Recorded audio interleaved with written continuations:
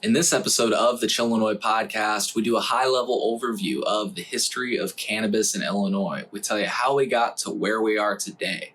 Throughout the episode, we reference a document. If you'd like to see the document, which includes citations for basically everything we say, check out the podcast description. You can download this document absolutely free. I put a lot of work into it. It's almost 20 pages of information. And like I say, it tells you at least how we got to day one of adult use sales. We'll return to this subject in the future so that we can continue to document as much history as we can. I hope you find value in this episode of the Chillinois podcast. I think it goes without saying, although we mention it, I think, a few times in this show, we're not journalists. And so, take everything that we say with a grain of salt, but we're just normal people like you. And we're trying to put this thing together. We've wondered, why are things the way that they are? And I think this is a good start. So I hope you enjoy this episode of the Chillinois podcast. Yeah, all of our meticulous documentation, it's going to be out there so that the people can build on it. So, Philip, happy Friday. Thank you for sitting back down with me today on the Chillinois podcast. Happy Friday. Yeah, how's it going today? It's going good. Sweet. You ready to break down the history of Illinois cannabis? Mm-hmm. So there's been great reporting over the years. I just want to give out a shout out to people like Robert McCoppin. What's another person's name? Ali Marodi, I think is her name, or something like that. Ali Marodi. Yeah. Yeah. She used to do a lot of reporting. I don't think she does anymore. I think Robert McCoppin mainly does for them now. But yeah, Tom Schuba. Yep. The guys at Grown In. Oh yeah. Yep. We won't plug cranes. That's funny. Yeah. So, oh shit. The one thing I forgot is a lighter. That's crucial. We need a lighter. So, last time we talked, I've got a lighter now so that we can actually smoke some weed. Last time we talked, one of the things that I feel like we both got kicked off to do was let's break this thing down for people. Let's do it from start to finish. And more importantly, let's talk about how this was molded into the way that it was, because as you said before we got on the show, when you really start to look at this stuff, it's crazy how all of this came together, to say the least. Well, and I think when you exist in Illinois and, in our world of cannabis here in going into 2023, it's easy to lose the forest for the trees, I guess I would say. You get caught up in the struggle that's going on now to diversify the industry, but it's why is there a need to diversify the industry at all? Why haven't people been able to get into this since before? And why does it still seem like it's such a problem? And that kind of all stems back to how this shit started. Absolutely. And has never really changed. Yeah. And one thing that we'll see throughout this story is the same names keep popping up. There's only a few names involved in this, the people that break and shake and make this thing happen. It's a small group of people relatively. So I don't know about you, but before we get into it, from my perspective, I remember when Illinois legalized medical cannabis. I remember it was on the front page of the Chicago Tribune. Yes, a physical newspaper. And I was just whoa, we did it. This is fucking crazy. And I just didn't kind of think anything of it until I saw the first medical cannabis dispensary I had ever seen in Illinois. And I was oh, so yeah, that is a thing. But to me, it just happened. I didn't realize what actually transpired. I don't know about you, but when it legalized, do you even remember that? Do you remember the day it legalized? It's funny, I'm trying to think, because there was a 5-year period where I quit smoking weed, and I feel like that was during it. So I feel like my attention just wasn't really on it, I guess, Sure. And then like by the time, like it was probably like I started smoking weed again around like 2017. So that would have been like in the kind of run up to when we actually legalized, which is when obviously I think it was kind of a known thing that the medical market here was just super overregulated and impractical. I didn't even want to get a medical card until they took that license plate flag off the thing, Yeah. So it's just like, I guess I knew it was happening, but it just was like in the background. Yeah.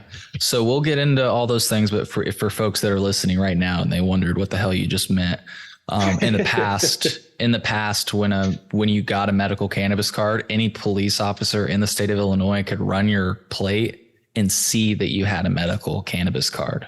Yeah. Which is obviously a huge invasion of privacy. Yeah. I mean, it seems like a violation of HIPAA.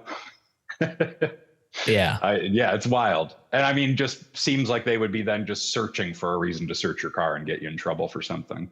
Yeah. And just a funny note on that. I always try to make this note. I actually asked a police officer to run my plate back in the day when that was still a thing.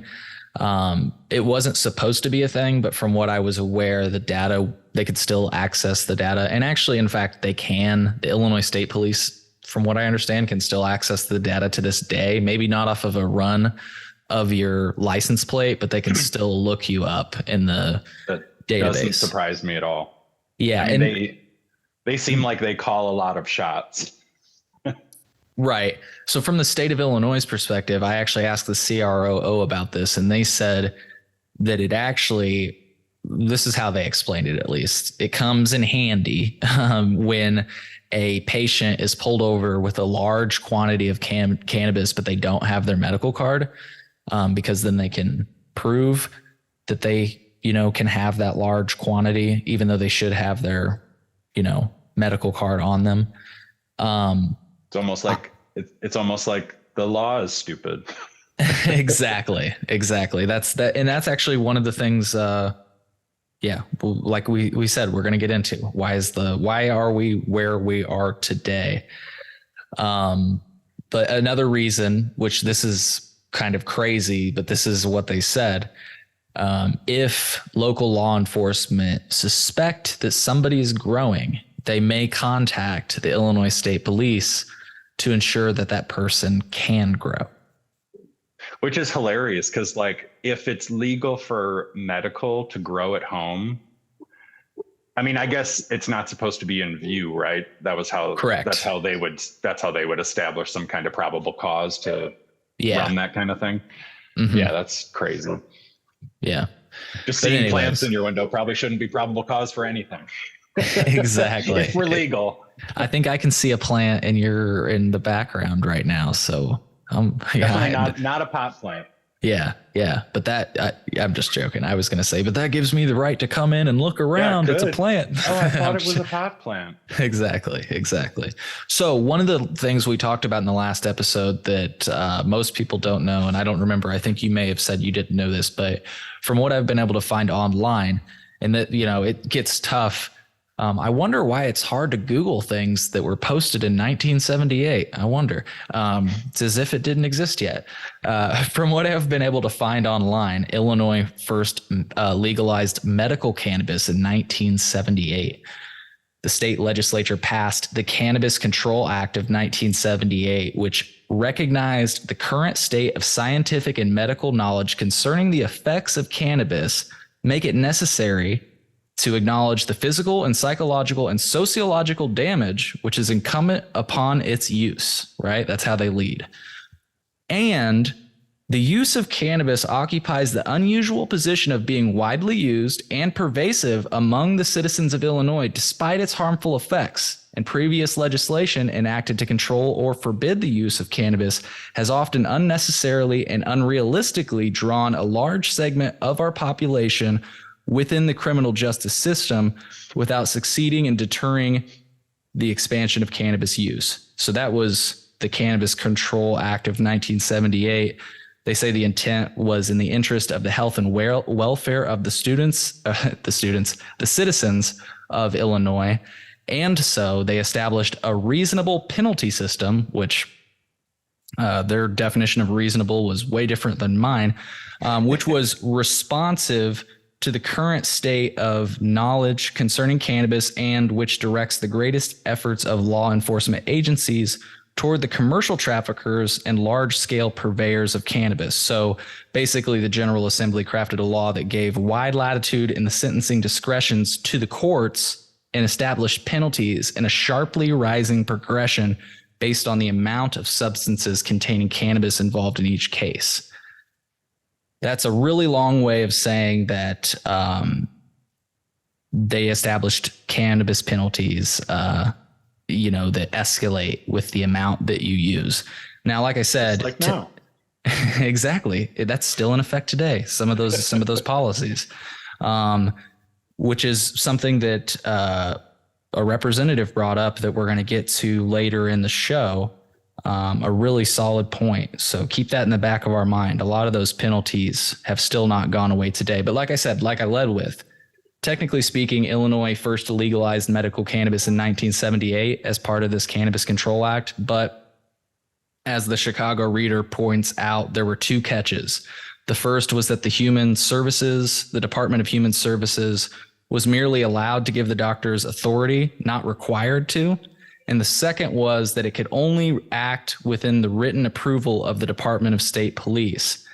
And neither department took action. So ultimately, nobody was ever certified for medical cannabis in Illinois up until we had the original pilot program. Now, we're about to get to that, but I want to spark up some weed and say that we will be posting citations to all of the things that we're talking about. Definitely as much as we can. And if you look in the citations for this episode and you're missing something, reach out to us. chillinois.net/contact is probably the best way. We can try to get you the story if you can try to tell us what what we were referencing, and we'll try to figure that out. So yeah, cheers, man. This is cool stuff. We're about to get into the beginning days of the actual medical cannabis program, which did see people certified. And it wasn't the smoothest road. This is something that I learned. I think both of us learned in our research. So.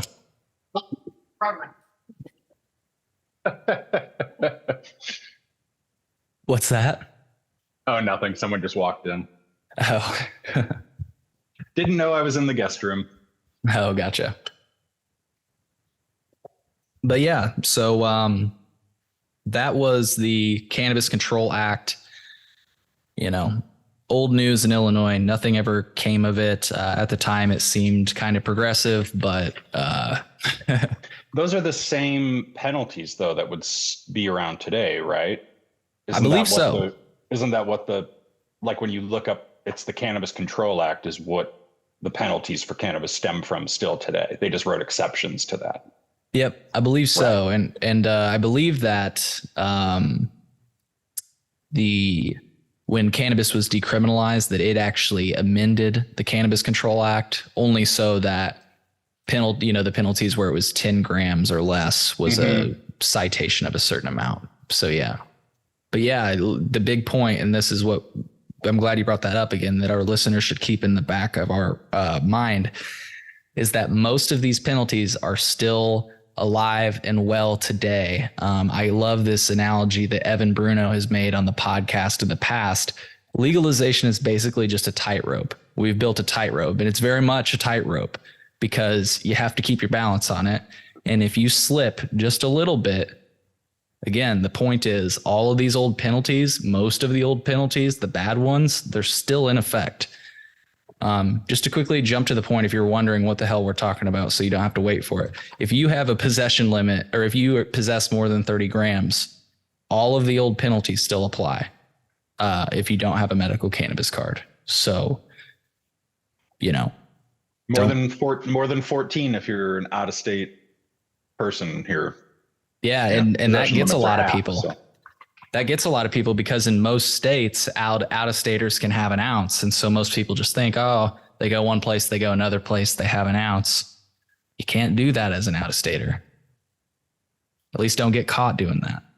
Well, I think, what was it? That guy, Evan Bruno, told a story about a guy who had gotten arrested for having like 15 grams or something. And he didn't even understand how that was possible. And it was just because he was from a different state. Yep. It's insane.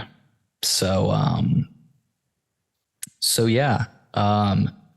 With those shortcomings in mind, over the years, Illinois attempted to expand the legalization of medical cannabis. The compassionate use of medical cannabis pilot program passed the Illinois State Senate on May 27th, 2009. With an election year on the horizon, sponsor Lou Lang didn't see a lot of potential for the bill to pass. Kind of a curveball in Illinois politics, Pat Quinn ultimately took over the governorship from then impeached Governor Rod Blagojevich in January of 2009. So huge curveball in Illinois politics. I was able to find a speech where Lou Lang tried to make the case for medical cannabis in Illinois. We'll have that in the podcast description as a citation. But Senate Bill 1381, which he was trying to introduce, ultimately died on January 7th, 2011. To put it shortly, there were a lot of things going on in Illinois politics at that time, and medical cannabis kind of fell to the bottom of the list. There was a lot of talk about corruption and such. So anything to add? Corruption in this state? Yeah, anything to add during that? Because I feel like you were more, you might have a better memory of those times than myself. I mean, not really. Was it crazy though? I mean, was it just fucking crazy to have a governor go to jail? It was. Well, I mean, that's like pretty common in Illinois history. Yes. But I did live up not far from where Rod Blagojevich lived at the time. And that was a pretty fun circus. Were there like helicopters flying over your house all the time? Well, I wasn't that close. He was just like maybe 5 minutes northwest of me, but like there would just be mobs of people outside his house because it was always like a spectacle. And he kind of like, he played it up like a Trump would almost. Interesting. And then his wife would always be trying to like drag him inside. That makes sense why he's buddies with Trump now. Yeah, that's. Or I guess surprising. He was buddies with Trump back then too, because he was on the Celebrity Apprentice or whatever that show was. I mean, they're both narcissists with crazy hair, right? Yep. Yep. So unless I'm missing something, I didn't see any movement on cannabis until Lou Lang filed House Bill 1 on January 6th, 2013. House Bill 1, which created the compassionate use of medical cannabis pilot program, was passed by the Illinois House of Representatives on April 17th, 2013. The bill passed through the Senate on May 17th, 2013, and the bill was sent to the governor on June 5th, 2013. Governor Pat Quinn ultimately signed the Compassionate Use of Medical Cannabis Pilot Program Act into law. What a mouthful of a law. He signed that into law on August 1st, 2013. And like I told you on before we got on air, I remember that day. I remember seeing the newspaper clipping. The bill had an effective date of January 1st, 2014. So here we go. This is the start of the cannabis industry in Illinois. Here we go. This is where things start to get interesting. So the new state law effectively legalized medical cannabis in a 4-year pilot program with what many called some of the strictest standards in the nation. The law gave the state until the end of April to write regulations. The state posted the rules early to allow time for public comment. Hey, look at the state of Illinois doing something early. That's pretty cool. The proposed regulations released detail who can apply for a medical cannabis card and when they could apply. They also detailed that fingerprinting was going to be required, and they showed what the cost would be. Again, all for the purpose of allowing public comment. I'm so surprised that public comment didn't take away any of those things, or at least wasn't strong enough to. The regulations detailed how the state might add new medical conditions to the current list, which included at the time about 36 specific medical conditions. So I actually didn't put this in the paper, but the way that, actually I think it might be in the paper later, but the way that they did that was they established a medical cannabis advisory board. which was comprised of patients and medical professionals that could advise, I believe, somebody in the Illinois Department of Health, who could then certify new conditions. So at the time, Bob Morgan said that officials, Representative Bob Morgan, who's a name that, like I said, there's only a few names in this story, and Bob Morgan's name is going to come up a lot. Bob Morgan said that officials would allow patients to apply in 2 waves based on the first initial of their last names to manage the expected surge. The first applications were on paper. Pretty crazy. They acknowledged that an electronic process could be set up in the future, and one was. We'll get to that. The proposal also included requirements for opening a medical cannabis cultivation center or dispensary. So for dispensaries, state officials proposed a $5,000 non-refundable fee, proof of $400,000 in assets, a $30,000 permit fee, and a yearly permit renewal fee of $25,000. I'm saying all these numbers because you're starting to see the picture that's being painted. If you wanted to participate, you had to have a lot of money. I think those were like liquid assets too. So you had to pretty much have like $400,000 in cash. Yeah. Not only that, you're absolutely right. I think that these numbers that I'm reading right now were the initial proposal. So I just said proof of $400,000 and, like you say, liquid assets, basically money you can just throw around. I believe they ended up upping that to $500,000. So not that it's a huge difference if you already have $400,000, but that's a big difference to somebody like you and I. For cultivation centers, the Department of Agriculture proposed a $25,000 non-refundable application fee, $25,000.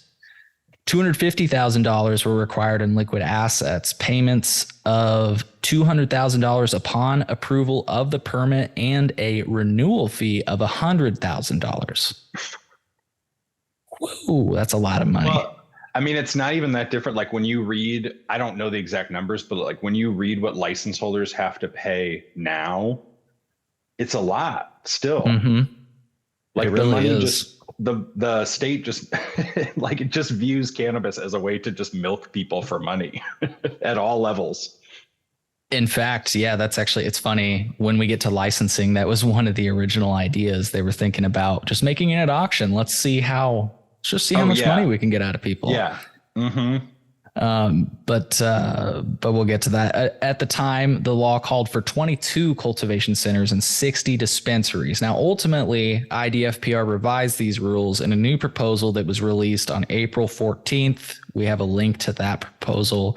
Among other things, the proposal acknowledged that while the act calls for one cultivation center in each of the 22 Illinois state police districts statewide, District 15 is the Illinois tollway system, which I believe is something that Trevian told me in the podcast. That was the first time I had ever heard that too. I had never heard of that. It's kind of a genius way to try to lobby for a new license. It is. It really is. And it's just crazy that one of the police districts is literally just the tollway system. I didn't understand that until I looked at it on the map, and I'm like, oh, it's literally just a highway. You just proposed to grow it on the shoulder. Yeah, exactly. Get in the left lane. We're growing weed. Therefore, the proposed rules reflect that only 21 cultivation centers would be issued. The proposal also removed language regarding FOID cards and medical cannabis identification cards because there were several concerns, and specifically one levied by a member of the Medical Cannabis Advisory Board, Jim and Sandy Champion. If you look at any coverage for the original medical cannabis bill, you'll see Jim, you'll see Sandy. I used to trade messages with Sandy back in the day when I still was on, I can't even remember which social media platform it is now, but anyways, if you look at old footage, you will see them, and they were, kind of instrumental in lobbying for it. I believe in one of the speeches even that Governor Pritzker congratulates Jim. So if you ever look at footage, you'll see them. The rules were ultimately approved by an Illinois legislative committee on July 15th, 2014. Once again, wait a minute. Is that before? Yeah. I think that's actually a little bit after they were supposed to do it, but maybe they were just supposed to send it off to the committee by then. I don't know. I'm high at this point. Not a hugely important detail. We're about to get to some of the really spicy stuff here. So, like some of the other nascent cannabis markets at the time, such as Massachusetts, Illinois used a point system for licensing. This is, again, our first licensing. We're talking about the medical cannabis program, the original medical cannabis program. The plan was for officials to score everything from business plans and financial disclosures to the applicant's security strategy. Those with the most overall points in each designated region of the state will be first in line to receive licenses, assuming they meet all the basic requirements as well. According to a report by MJ Biz Daily, the scoring system is based on a comprehensive regulatory framework that requires licensed businesses to meet a host of ongoing requirements. They say it's all part of the state's plan to create one of the strictest medical cannabis programs in the nation. Applications for licenses were due to the state of Illinois by September 22nd, 2014. Here we go. I never really understood why, and at the time I remember thinking this at least, why it was so strict. Like Colorado had legalized rec like the year, like right around the same time, essentially. You know, medical cannabis like wasn't like nationally a new concept. Yeah. I don't know why it was so strict. I have to think it was just because of who was influencing the process. Yeah. I mean, really, I would think so. And, you know, like there wouldn't have really been established. I mean, I guess cannabis businesses could have been lobbying coming in from other states, you know? Yeah, but you're thinking ahead, and that's what I was about to say is like, you're thinking ahead. So you're looking at how California went down, which they didn't even do licenses. They just said everybody can grow it. You know, in 1996, they just basically said everybody can grow it. And then slowly but surely things like dispensaries came along, whether it was like, you know, gifting centers or whatever else. But they finally got to a place where they're like, there's licensed dispensaries. But I think the theme and everything out west, including, you know, Colorado, is I feel like some of these companies that drafted this system to be the strictest, you know, program in the nation realized, let's start it off as this like conservative effort to legalize medical cannabis, and then we step into adult use and claim, you know, a major stakeholder of that industry.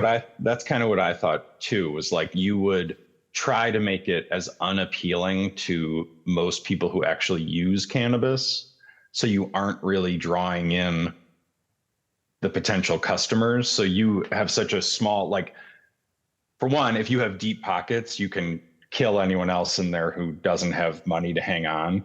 And then also like you have time to learn what you're doing, you know, which some of these companies here still, you know, pretty clearly don't know what they're doing. Yeah. See, like clearly, like you say. Yeah. So sometime in mid-September, like I said, those applications were due in September 22nd, 2014. Sometime in mid-September, it was reported that several companies had hired lobbyists to help them navigate the state bureaucracy. Among them, here we go, were Governor Pat Quinn's former chief of staff, Jack Lavin, and former Illinois State Police Director Terry Gaynor. Lee Enterprises Springfield Bureau reported that the 2013 law that legalized medical cannabis would keep taxpayers from viewing information about the companies seeking licenses. Representative Lou Lang reportedly defended the secrecy that was mandated by law. Here we go. Lang claimed that the confidentiality clauses were designed so state officials who review applications will not be swayed by political connections. And he said that keeping the information under wraps will stop companies from obtaining information about competitors that could give them an advantage. The idea was to keep... Wait. So remember that document with where they clearly like removed a company or two? Yes. They would have had to have known that. Well, And I guess maybe what? you don't. Guess what one of the companies were? It's Jack Lavin's company. Well, right. I was going to say, or he was lobbying for them. He wasn't like an owner, right? Or like he wouldn't have been part of the application. I believe you're correct. I believe he was lobbying for them. Because I was like, how would they have known if it's supposed to be a blind process? How would they have known that he's affiliated with them? Yeah. That Jack Lavin's going to come back up. That's why. Yeah, Jack Lavin's going to come back up. Actually, yes. The Chicago Tribune reported on this. We're actually about to get back to that. But just really quick to answer your question, the report details that ex-Quinn aide Jack Lavin was a lobbyist for Health Central LLC in Effingham, Illinois. So yeah, we'll get back to that. But there's your he is a lobbyist. I just had a random thought. No worries. I love it because I was able to easily answer it. So I love it. We were just, I want to read this quote by Lang. It's funny. The idea was to keep this not secret in the sense of lack of transparency, but secret to keep the process pure. That's pretty good. It's pretty good. It's important to note that 2014 was an election year. The GOP's gubernatorial candidate at the time, Bruce Rauner, stated that if he were governor, he would have vetoed Illinois medical cannabis law. But now that it's law, he called for the state to scrap the way it's giving out licenses to grow and sell cannabis. There's a new sheriff in town. The governor said that at that time, it would have been gubernatorial candidate Rauner said that the licenses should go to the highest bidder in an auction. Then we can actually make money from the process. Why not? Rauner asked. Our taxpayers in Illinois deserve a break. At the time, advocates reportedly criticized Rauner's auction suggestion, saying it would benefit the rich, seriously hurt ill patients, and potentially cut out the best qualified license applicants. Rauner said that he feared the business of medical cannabis in Illinois was secretive and ripe for corruption. I like this quote from Rauner. Just the right amount of cheesy. Thanks to Pat Quinn's secret insider process, there are a lot of questions left unanswered, but there is something we know for sure. Something stinks, and it's not the marijuana. So, someone definitely wrote that for him. Yeah. And he was like, ooh, that's good. Give me that. Put it on the teleprompter. So Rauner claimed that former Quinn Chief of Staff Jack Lavin was an example of a danger of political inside dealing. While on the governor's staff, Lavin worked to pass medical cannabis. 1 month after it was signed into law, Lavin left the governor's office. In spring of 2014, it was reported that Lavin signed on with a client that was seeking a medical cannabis license. We're about to talk about that company. The governor's office took exception with Rauner's comments, calling the process competitive and transparent. Bruce Rauner was elected as governor on November 4th, 2014. Pat Quinn conceded defeat the next day. The Chicago Tribune seemed to confirm some of the allegations that Rauner made in a report made on December 18th, 2014, leading up to the transition to the Rauner governorship. I don't know if that's how you say that.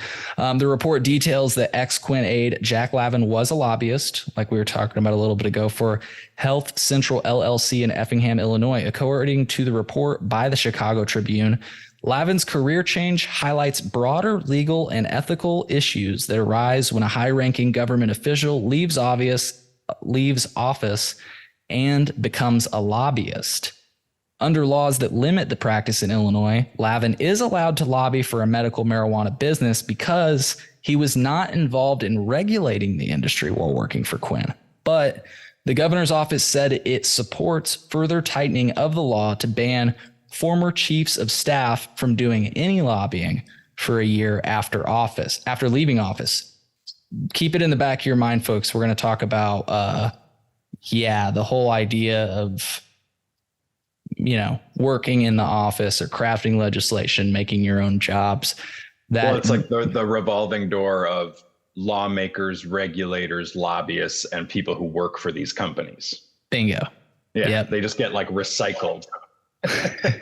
Moved around, but paid good while they're moved around, right?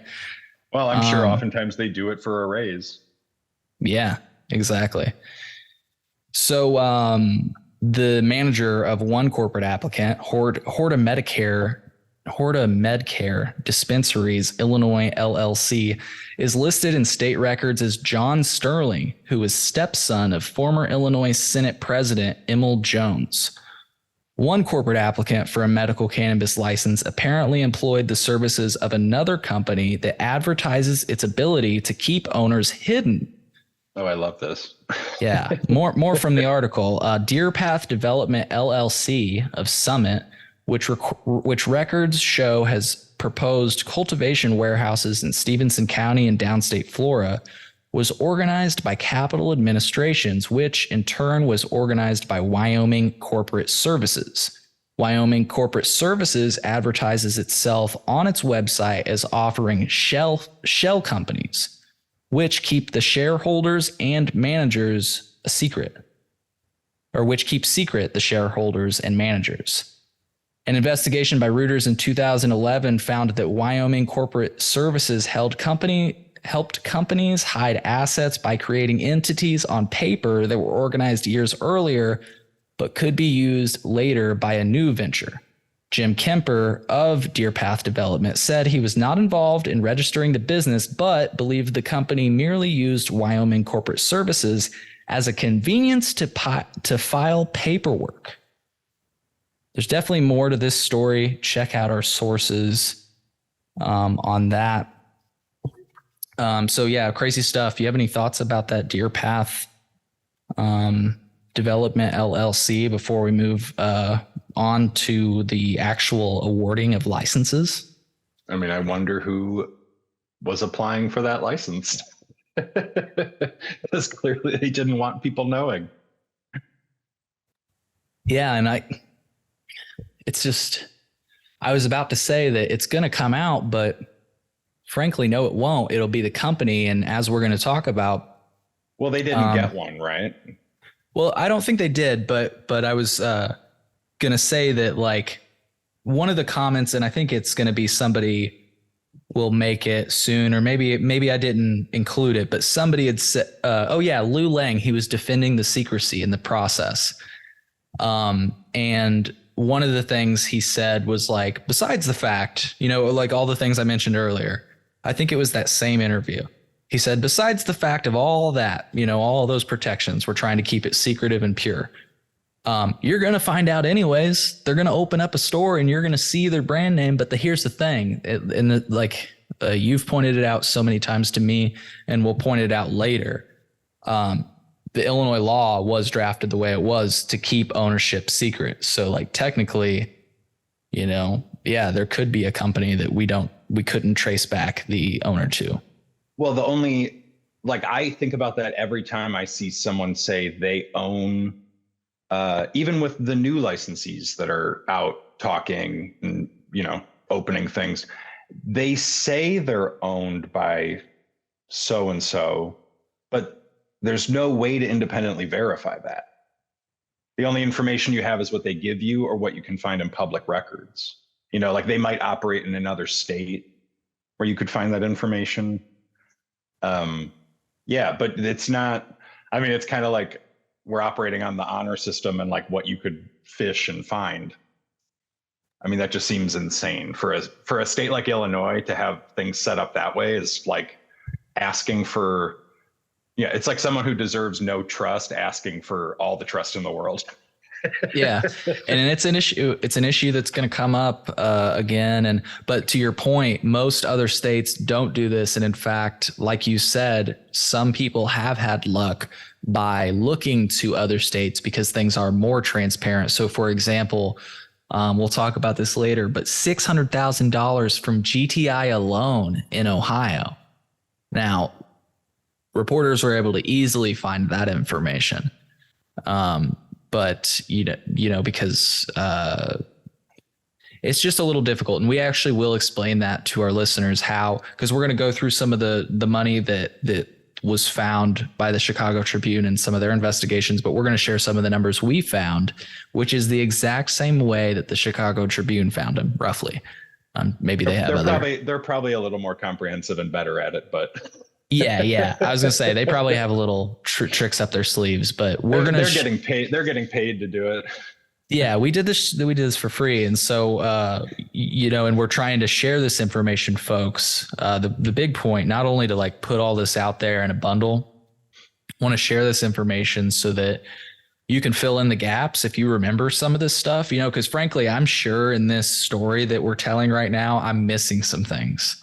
It's really hard to go back and Google things we started in fucking 1978, but now we're in 2014. It's hard to find the stories in a linear fashion. And so I did the best I can to put all these stories. Like I say, everything that I'm talking about, there's going to be citations for. And so you can dig deeper. And there's some things where I just skim the surface, either purposefully or, like I say, not, just because I missed something. So hopefully people can build on this. Definitely some interesting things going in to the awarding of the licenses. Political accusations become kind of verified by the Chicago Tribune. Doesn't look good.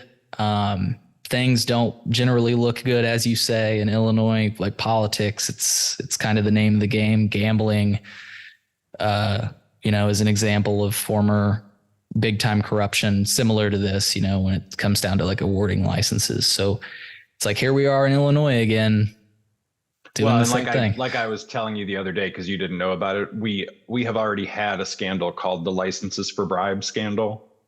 Yes. So it was like commercial driver's licenses, like truck driver's licenses, but we have already had a scandal called licenses for bribes. So this would be nothing new. Yeah.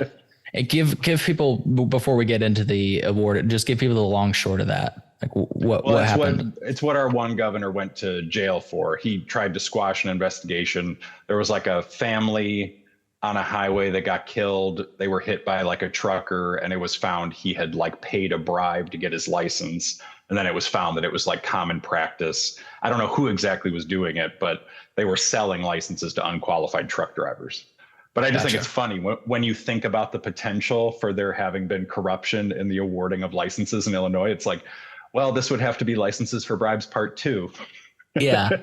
And my thing is, like, if you want to squash all concerns and doubts about corruption, transparency is your answer. Like, embrace transparency. But this is the thing. Nothing that they do has been transparent. Not when it's mattered, really. At least. Yeah. Right. Absolutely. Well, so as the year winded down, the Quinn administration was running out of time to announce who would receive the lucrative licenses to run medical cannabis businesses in Illinois. Bruce Rauner, like we said earlier, had been elected governor. The administration had originally promised the decision before the end of 2014. On January 9th, 2015, the Associated Press reported that Governor Quinn could leave the decision to Rauner. Quinn said his administration is simply trying to move with caution. As we've mentioned a few times now, political ties for some of the applicants have come under scrutiny. Further complicating the matter, this is crazy. Illinois had collected more than $5 million in non-refundable fees from the applicants. On Pat Quinn's last day in office, the Associated Press reported that Governor Pat Quinn had decided not to award licenses for the medical cannabis industry before his term in office ended. That meant that the issue would be decided by Republican Governor-elect Bruce Rauner. Quinn spokesman Grant Klinsman reportedly said that Quinn decided that the decision shouldn't be rushed out at the last minute. At the time, people were afraid that the handoff to Rauner could lead to further delays or even worse, sabotage. To his credit, at his first press conference after becoming governor, Rauner reportedly reiterated his suspicion of the licensing process for growers and dispensers, but he also said that he was committed to seeing the law put into action. That's what I meant, to his credit. On January 26th, 2015, it was reported that by the Associated Press that former Governor Pat Quinn's aides had prepared lists of businesses that were to receive medical cannabis licenses, but ultimately did not act on them.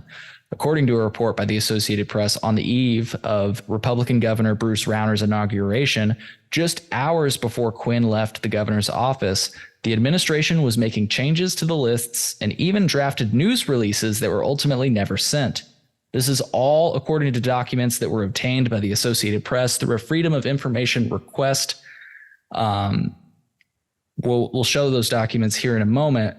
The documents obtained by the AP and other other news organizations in response, they indicate that officials from the administration of former Governor Pat Quinn, sorry, I'm all over the place. They disqualified an application for a medical marijuana dispensary in Springfield that would have been operated by investors connected with Quinn Chief of Staff Jack Lavin. So, they were really trying to be aware of the optics of this entire thing.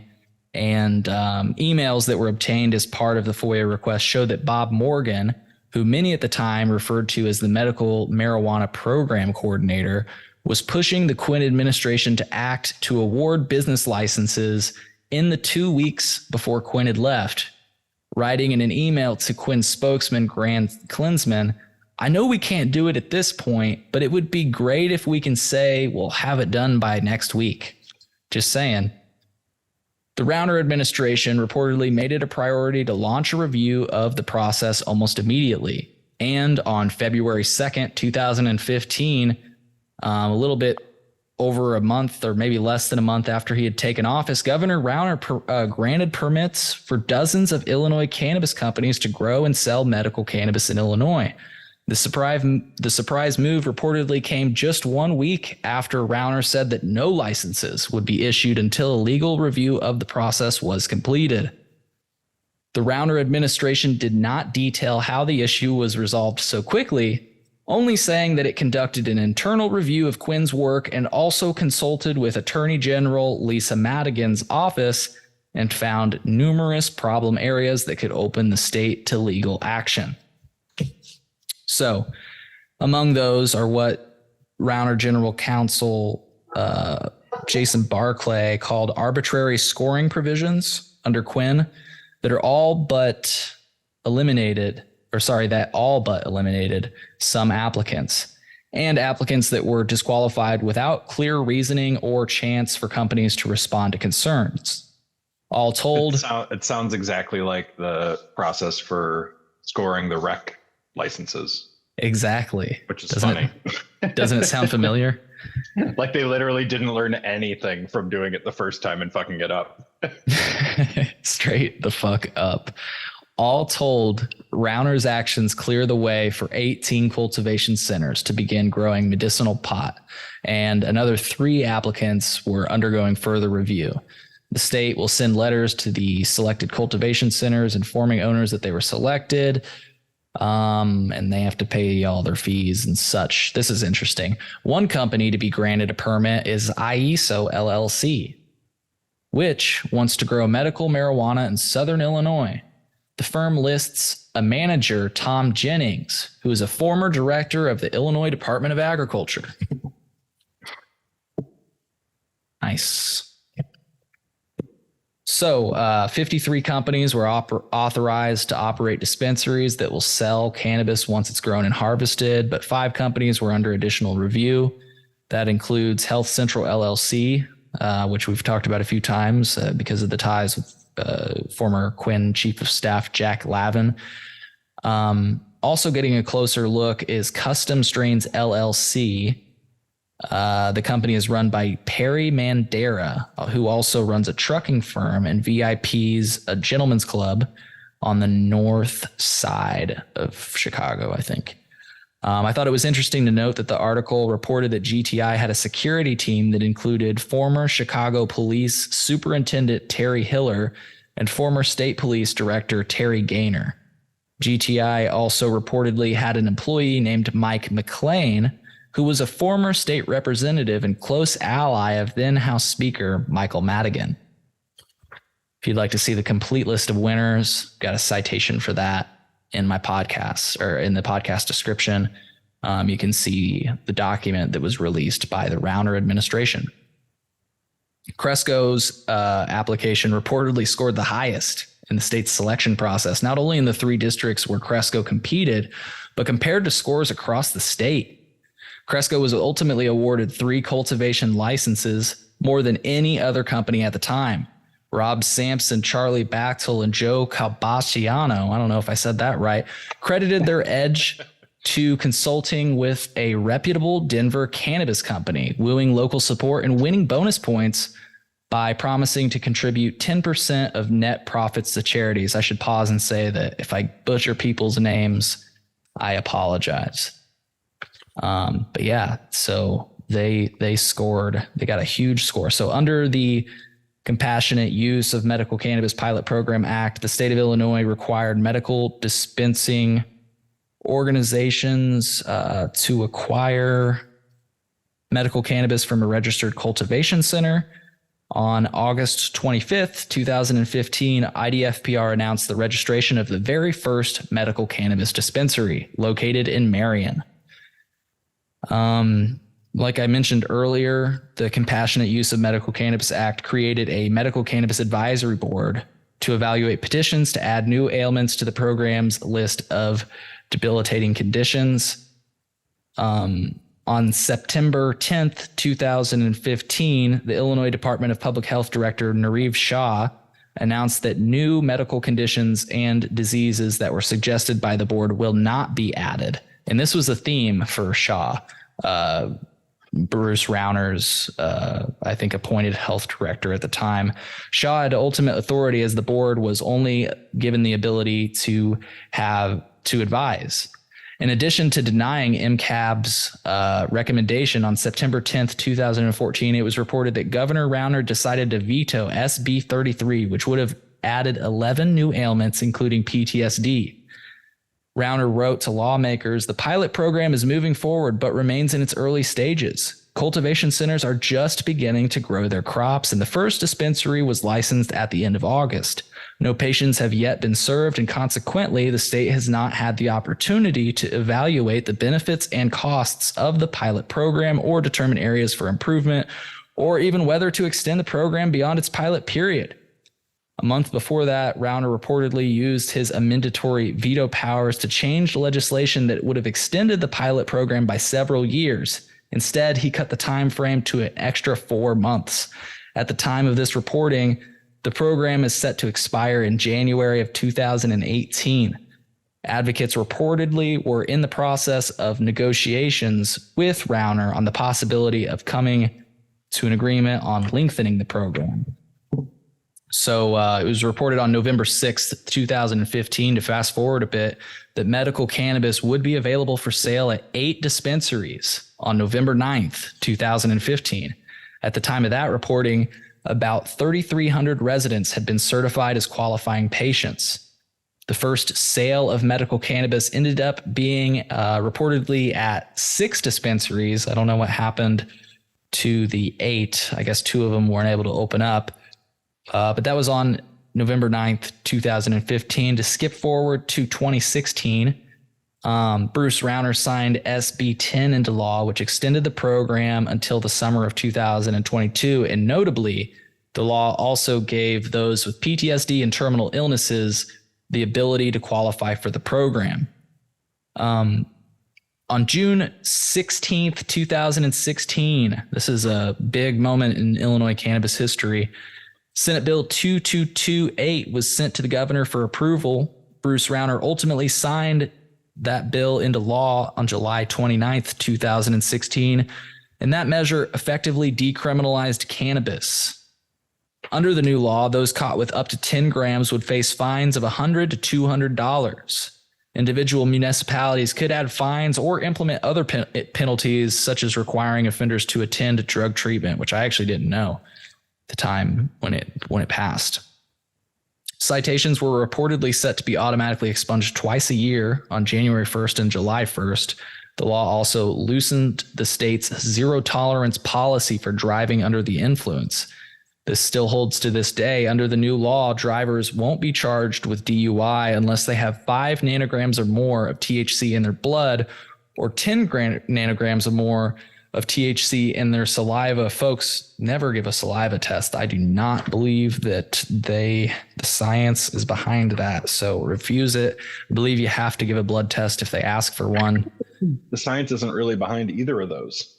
Correct. Yeah, correct. Good point. I mean, really, like, I've always thought my blood would probably be above 5 nanograms just like when I woke up in the morning. That's what I say. Yeah, I'm just like, I feel like I would fail that test. I would honestly be curious to find out. Me too.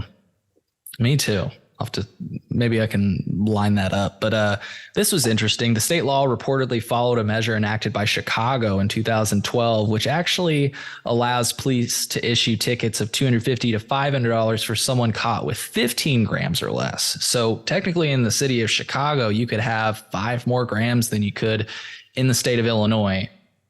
If you got caught, you'd get those fees, though. Of course, it's not like you could have them. That's what sucked about it.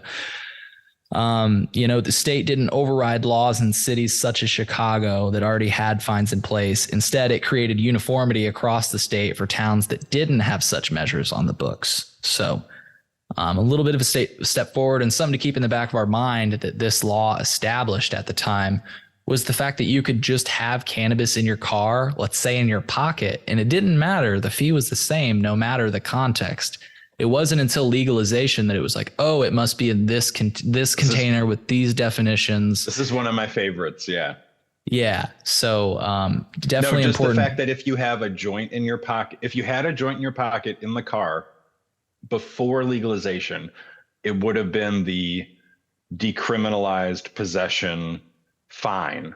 And that's it. They would have probably assessed you to see if you were like affected, maybe given you a field sobriety test. But now if they catch you with that joint in your pocket, it's just equivalent to a DUI no matter what, just straight off the bat. Absolutely. And it's fucked up. It's crazy. So in that respect, the penalties have gotten worse since decriminalization. Which is crazy. Most people don't think of things working that way. Do you remember right after legalization, like a month after, they passed that law that made it illegal to get your pet high? Yeah, I don't actually remember that, but they did. It was like right after legalization, they started criminalizing cannabis further. Not that people should be getting their pets high, but sure. Saying, do we need a law against it that's going to criminalize people if they happen to be idiots? Yeah, that's crazy. That's insane.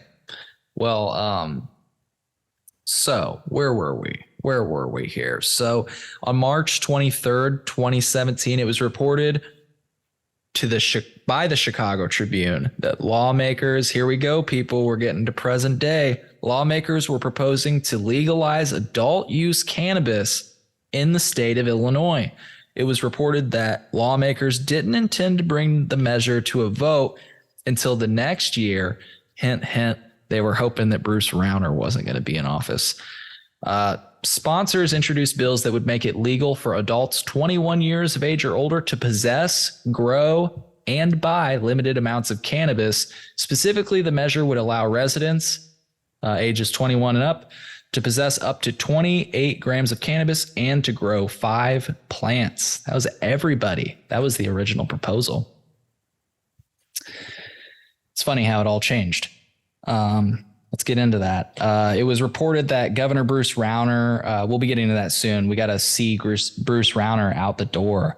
Bruce Rauner and the House Speaker Michael Madigan reserved judgment on the new bill, but the Illinois Association of Chiefs of Police did not hesitate to oppose legalization efforts, saying that cannabis poses a threat to public health and safety and causes potential enforcement problems because it conflicts with federal prohibition on marijuana. At the time, as the Chicago Tribune noted, 8 states have allowed the sale of the drug, generally by referendum, but in Illinois, it's very difficult to get a binding vote on the statewide ballot. So it would take legislative action to change the law, which, as we say, or as we like to mention, that means that lobbyists are involved. And somebody made this point to me in the past. It's not that lobbyists are people that try to, people are still involved in referendums, you know. They try to swing those things still. It's not like politics aren't at play with those, but it's a lot more so when we're talking the legislative process. We've legalized. Well, if you have ballot initiatives, the people just have a much more direct voice. Like, you can go over the head of your legislature. And sometimes those ballot initiatives, like, they can enact things into the Constitution. I don't know if that's how it works all the time, but either way, you need like more of it. You need more than 51% a lot of the time to overturn those things. You need like 2/3 or 75%. Yeah. Yeah. So it's like the will of the people is like important in those cases, you know, like in Illinois, we're just, we're relying on our representatives. Yeah. Yeah. Which don't, as we're going to find out, don't necessarily speak for the consumer. This is just interesting. You know, you peel back the page and think about where we were in 2018. So I believe Trump took office in 2016.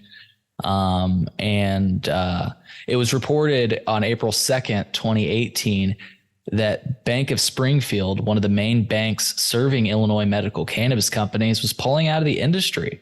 At the time, it was reported that this could leave operators with few options other than dealing in cash.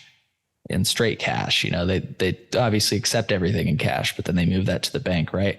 So this followed Jeff Sessions' random decision to rescind the Cole Memorandum, which was an Obama-era memorandum that the cannabis industry was using to operate under. In short, the memo had indicated that if careful compliance was followed, banks would not be prosecuted by the federal government for working with legal cannabis companies.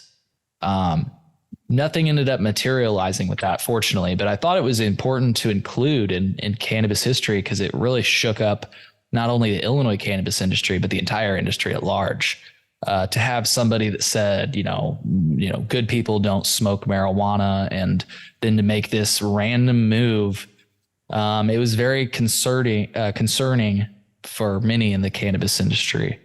Well, and can kind of like maybe like set the context a little bit, because like again, our rec law was so over-regulated kind of from like a law enforcement perspective, and still is, you know, but it being birthed like around that time, you know, like I feel like if they were legalizing this year, it would probably be a more liberal law. Yeah. Especially after like Missouri has more liberal cannabis laws than we do now. Yeah. Fucking props to Missouri. Props to Missouri. I love what somebody said on Reddit. They said, the grass may not be greener, but at least you can smell it over there. It's good. That's good. Mm-hmm.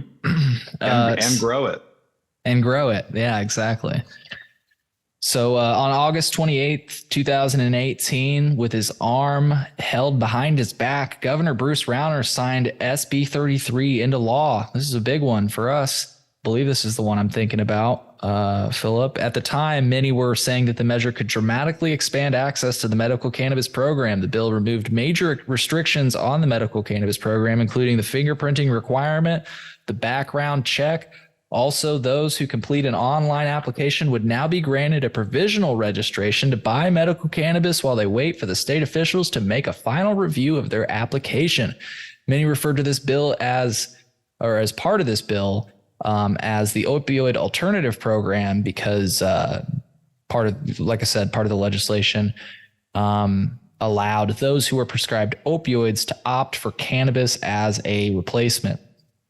In general, as we talked about, Rauner had opposed expanding the medical cannabis program, but a looming election combined with a recent poll showing Pritzker had a large lead may have put pressure on him to support the politically popular measure, something that I didn't include in this paper, but I believe if you go to the citation for this part of history, you will see that part of Rauner's consolation was that he disbanded the Medical Cannabis Advisory Board altogether. He said, I don't want to hear your suggestions anymore, especially if I win governor.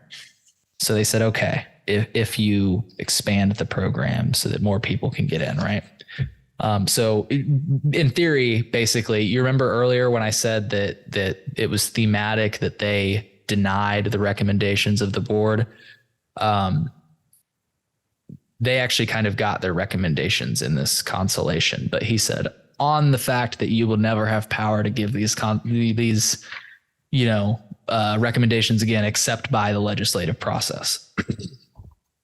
So, Kevin Sabet, president of Smart Approaches to Marijuana, raised concerns about the expansion of the medical marijuana program, warning that it could lead to more addiction, more drivers who are under the influence, and more users suffering from the harmful effects of cannabis on attention, memory, decision-making, and brain development.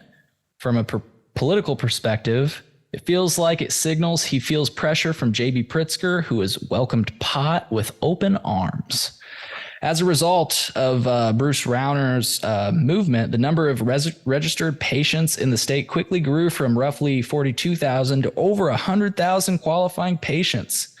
On November 6th, 2018, the citizens of Illinois elected Democratic candidate J.B. Pritzker as the next governor of Illinois. Here we go. Several Illinois cannabis companies were reportedly really excited about the prospect of a cannabis-friendly governor. On November 9th, you don't say. Yeah. On November 9th, 2018, the Chicago Tribune reported that advocates of legal cannabis rejoiced when J.B. Pritzker was elected governor because they felt it guaranteed they'd be smoking on legal weed by the end of the year. Representative Kelly Cassidy, here's a name that's going to come up a lot, a sponsor for the potential measure, was reported as saying, "This is not a cash cow. Our goal is not to make money. It's to improve public health, safety, fairness, and the criminal justice system." Oh, God. Yep, I got to hit some weed here. At this time, it was reported that 10 states had authorized cannabis consumption. Michigan voters had approved legalization by binding referendum on Tuesday. So that was close to when we had legalized. So the race was on to become the first state in the Midwest to allow the product for sale for adult use. The Michigan law. Though there was a difference between the two, because theirs, I think, went into effect relatively immediately. Ours, they passed it in the legislature at the end of May. He didn't sign it till the end of June. And then legalization didn't kick in for 6 months. Not that it made that big of a difference, because they still arrest people for pretty much the same thing now as they did then. But it's just it's always been just so silly in my mind to think like, oh yeah, remember those 6 months where we were just like waiting for it to be legal? Yeah, and I remember when people we found out we could grow, people were like, "Can I fucking plant my seeds now?" I mean, it's hemp at this point, right? Yeah, you could start like 2 months out. Exactly. So yeah, no, to your point, the Michigan law allowed adults to have, use, and grow the drug. And that took effect. Actually, it took effect a month later from the passage, but they said at the time it may take another 2 years for regulations for retail sales. So like you said, that was off in the distance, but at least relatively immediately they got the ability to have, use, and grow cannabis. So on May 16th, 2019, it was reported that sponsors had unveiled their first draft of a cannabis legalization bill in Illinois. The proposed law would allow possession of up to 30 grams, which had changed from the initial proposal that was kind of talked about in the past. I think they proposed 28 grams in the past. It also mentioned a $20 million low interest loan program to promote social equity and business ownership, expungement of misdemeanor and class 4 felony cannabis convictions. And it was reported that under the new proposed rules, no new large-scale commercial grows would be permitted to set up shop, at least for now. Instead, the focus would be on small craft growers with an emphasis of helping people of color become entrepreneurs in the weed industry. In addition, adults would be allowed to grow up to 5 plants per household in a locked room out of public view with the permission of the landowner. This quote's good. We have to ensure it's not a small group of people getting very rich, said Representative Kelly Cassidy. We want to make a lot of new business leaders in the state through this process.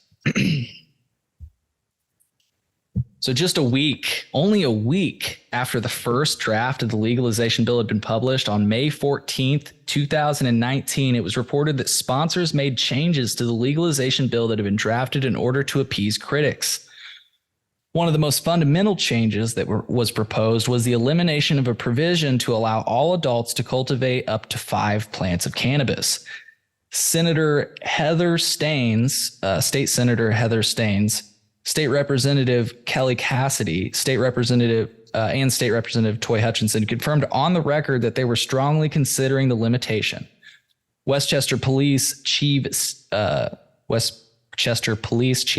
Stelter, president of the Illinois Chief of Police Association, welcomed the proposed change, saying it would help prevent illegal growing operations. So this is a funny one. Illinois police fundamentally opposed legalization. However, they argued that if it was allowed, then the police want a bigger cut of the proceeds for what they fear will be increased safety risks. I never understood that. Or they always say, like, we want more training to detect people that have been smoking weed and driving. And it's like, well, shouldn't you guys have been doing that before? Yeah. Like what means have you been using all these years to detect whether people are true. That's funny. That's hilarious. It just makes the argument, it just makes no sense. Like, or wanting a device for it. It's like, it's not like the use is so widespread. That's part of the reason that people say we're legalizing it. Exactly. No, that's funny. I mean, it's like, how have you been making all these arrests all these years? Just been winging it? Well, or what? Like, you don't have like a Xanax breathalyzer. Yes, exactly. Or like a Vicodin breathalyzer. Like, what's so special about weed that you need a little breathalyzer for it? Yeah. But yet they pump all this funding into that kind of research. Yeah, it is fucking crazy. And well, it's the same thing as everything with, the problems with weed here. It's lobbyists that lobby for that kind of funding to, Yeah. Well, and frankly, like, I don't know, people like don't ever think about this maybe, but like breathalyzers themselves are not like, it's not an indicator of intoxication, in my opinion. I mean, certainly, yeah. And alcohol is also like weed. I'm not going to like recommend drinking and driving, but I would say if someone never drinks and they have a beer and they get behind the wheel, they're going to be probably more affected than someone who drinks all the time and has like 3 beers and gets behind the wheel. Yeah, exactly. So, at the time, the Illinois NORML is, I don't believe any of these members I think there's only maybe one member that I mentioned, but I don't think any of these people are in Illinois NORML anymore. But this was the executive director of the longtime cannabis activist group, Illinois NORML. It was Dan Lynn at the time. He said he'd have to consult with his advisory board on how to react to such a change. We're talking about the change with home cultivation being struck. We'd have to look at whether we're still able to support the legislation. People say to pass the best bill you can and come back later to try and make it better, but we've seen significant problems with the existing medical cannabis program that we still have not been able to fix. Great point, Dan Lynn. Well, that's one of my takeaways from like the timeline was like Governor Pritzker got elected and he wanted this win. And I think the people that were like behind the legislation also wanted this win. And they didn't want to wait another year or two and try to do the actual work to get a good law. Yeah. I think that's what happened. And then cannabis just isn't a hot enough issue after you legalize it to get changes, especially when you're dependent on your legislature. Yeah. So they like kind of fucked us. Well, and frankly, if you're even still listening to this right now, I don't want to say that the stoner community is a monolith by any means, because it's definitely not. But I just feel like most people that are stoners don't care maybe about some of this stuff. Maybe we lost some people already. And so, you know, for the people that do, you are in maybe a minority. Again, maybe you are in the majority. Maybe there's a lot of people that are still here and they're like, Cole, get on with it. In that case, I'll get on with it. But it just seems that not a lot of people get this stuff, but I'm going to get on with it for those folks that are like, I mean, there are some people that are interested, but it's like us. I mean, after you legalize and most people can walk to a store and get access to it, that fire to get real change for any more kind of legalization or decriminalization, I feel like it's really hard. Just look at, I mean, even with the activism you see in Chicago, you know, it's so hard for them to get any changes just because the entrenched interests in Springfield spreading their money around, you know, they have priority. Well, and, you know, to a certain extent, cannabis legalization itself probably got people that maybe didn't care about the issue, but it still got people that were like, yeah, that's wrong. We need to change that. But maybe they didn't totally understand what was going into this. You know, like, for example, if I showed my mom like this fucking document that I have that's like 20 pages long at this point, and I've not even documented up to modern day. I've gotten very close, but anyways, I'd show her this and she'd be like, why do I care about this? It's legal. You're doing, people can go to the store and they don't go to jail anymore, but this stuff still matters. Cause like you say, there are a lot of people that are still going to jail, and we're about to. Well, and one of the things I think people need to understand is even when you change the federal laws, they have to be changed at the state level. Yes. Federally legalizing weed won't change Illinois' criminal penalties for weed. I mean, that might be more incentive and less of an argument for police to use against changing that kind of thing. But like, people will still keep going to jail as long as the laws are that way here. Yeah. Yeah, absolutely. Absolutely. So yeah, concerns were floated by then director Dan Lin, like I said, that existing growers would not be able to keep up with demand, resulting in shortages that were seen in other states that had legalized cannabis. I'm concerned with how much of a handout this is to the current industry. They crafted this legislation to give them an extreme advantage. If we have a limited amount of suppliers, prices are going to continue to be high. At the time of the reporting, a study by industry operators found that current growers could meet the state's demand. Now, that's the study from industry operators for the drug for up to 4 years. That's in contrast to an analysis done by Normal that concluded that those studies, in contrast, an analysis by Normal concluded that those studies underestimated demand and that more growers will be needed. That was the Medical Cannabis Alliance, right? I believe that they did fund that study. Yes. Yeah. So Cannabis Business Association now. Well, and I just wanted to read this quote, like, because you hear those two studies, they submitted those two studies. This is just a quote. It's from an article from like August of 2019, but it just says, CBAI, Cannabis Business Association's leadership is in close contact with the Pritzker administration, and according to a press release, are pleased with the cooperation they have received. Like, come on. Yeah. Like, who do you think like really had their ear? Right. Yeah. What else are you supposed to think when you read statements like that? Well, and that's one of the things I'm always struck by when you hear Pam Altoff from that organization talk, is she's referenced a couple times to talking about new social equity craft growers and social equity dispensaries. She said, oh, we we look forward to welcoming these new businesses as partners. Yeah. Like, no. Right. But like, look, and I'm not, you know, you got to do what you got to do, but we're seeing but just that the way play she out. frames it, even the way she just talks about it, shows that like her mentality is like they own it. Yes, absolutely. Absolutely. Yeah. Like we will welcome you as members. Yeah, exactly. Mm-hmm. And again, like I'm saying, we're seeing that play out. I mean, many people are airing concerns about what social equity candidates are going to do right now. And I've seen some of them start to join Cannabis Illinois, and it's because they get the shit done. You know, they get what they want. I don't blame anybody for doing that. Ultimately, the measure would allow for up to 500 cannabis shops, and existing medical dispensaries would be the first to open, allowed to open 55 of those. It was reported that the state Senate on May 30th, 2019 held a bipartisan vote, which sent the House a measure that would allow residents to, legally possess cannabis, the law that we know today. To win support, sponsors made changes so that only those who are registered medical cannabis patients in the state of Illinois may cultivate cannabis at home.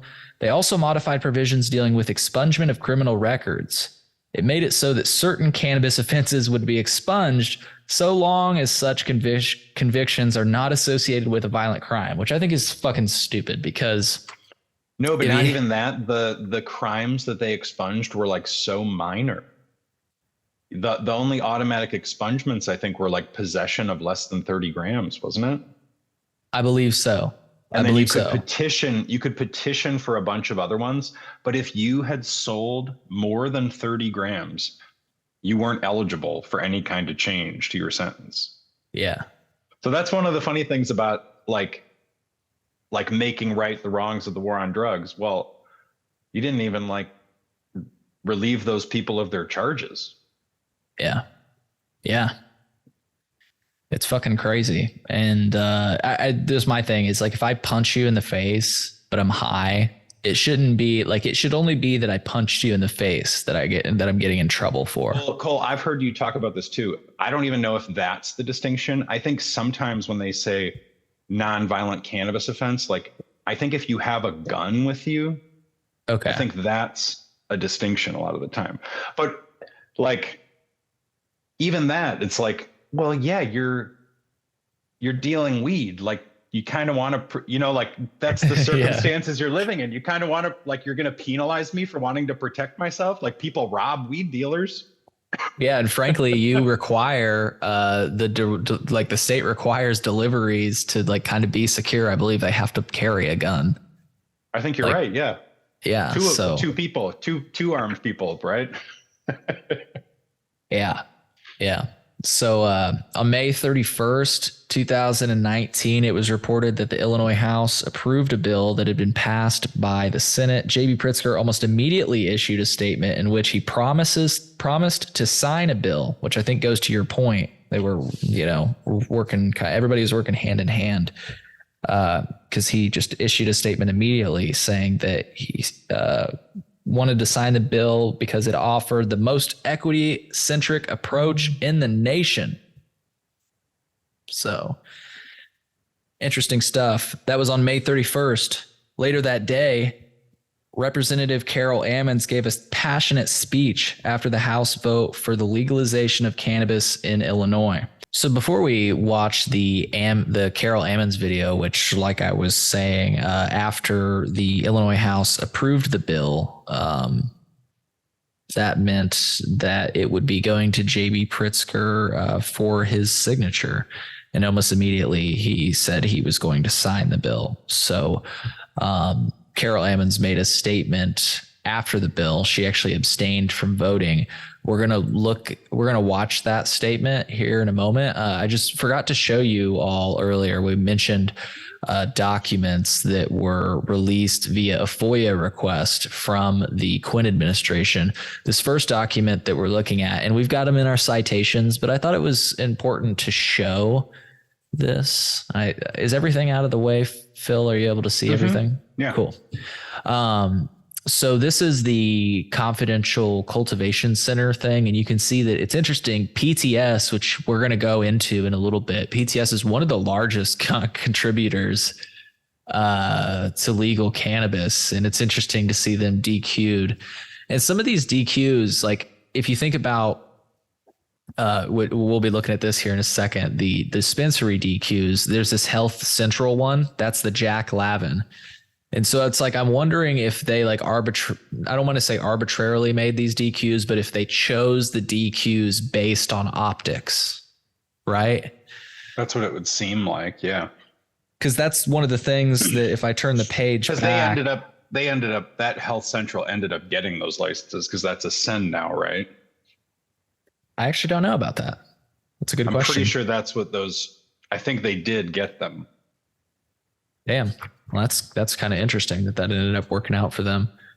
But yeah, Bruce Rauner, one of the things he had said was that, they were looking into why some of the people were disqualified because they didn't want to go to court, frankly, based off of the former administration's decisions either. So anyways, those are, so this is the dispensary document, which I encourage you all to look on your own time at these names and maybe even investigate some of these LLCs and see if they're still donating money to this day.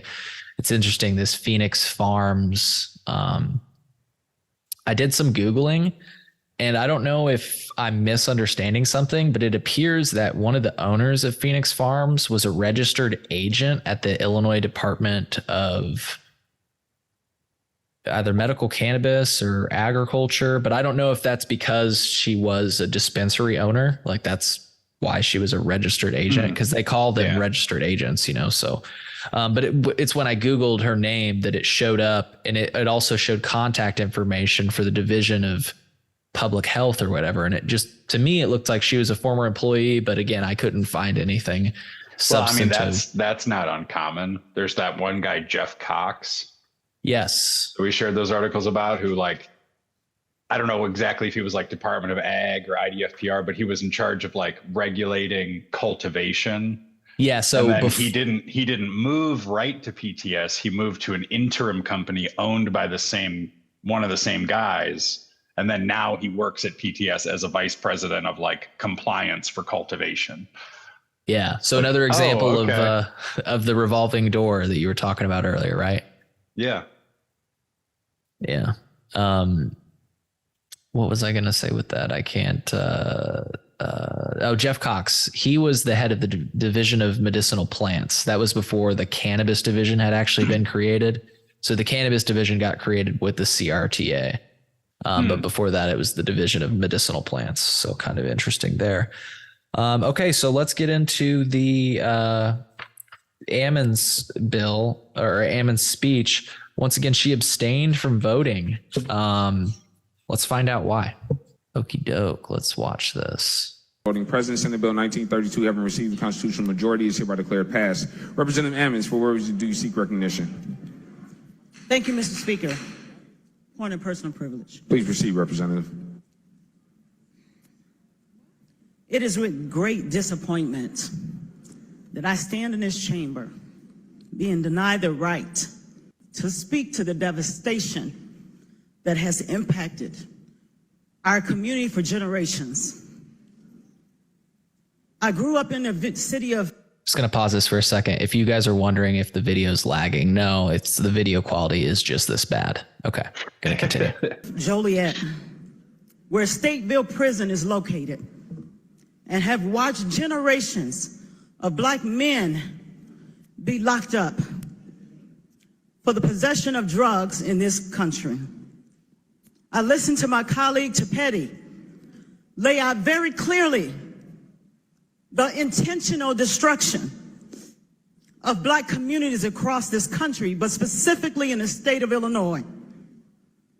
And I stand here today having been denied the right to speak on the most important legislation that will impact our communities in my lifetime. and I am offended by that denial.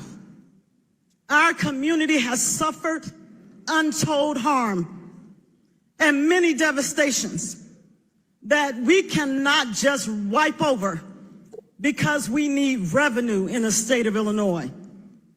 I agree with my colleagues on the right and the left that this legislation will have unintended consequences. Will those consequences remedy the 40 to 50 years of drug devastation that has destroyed the communities of East St. Louis, Danville, Joliet, the south and west sides of Chicago? For generations, we have had to wait for our emancipation.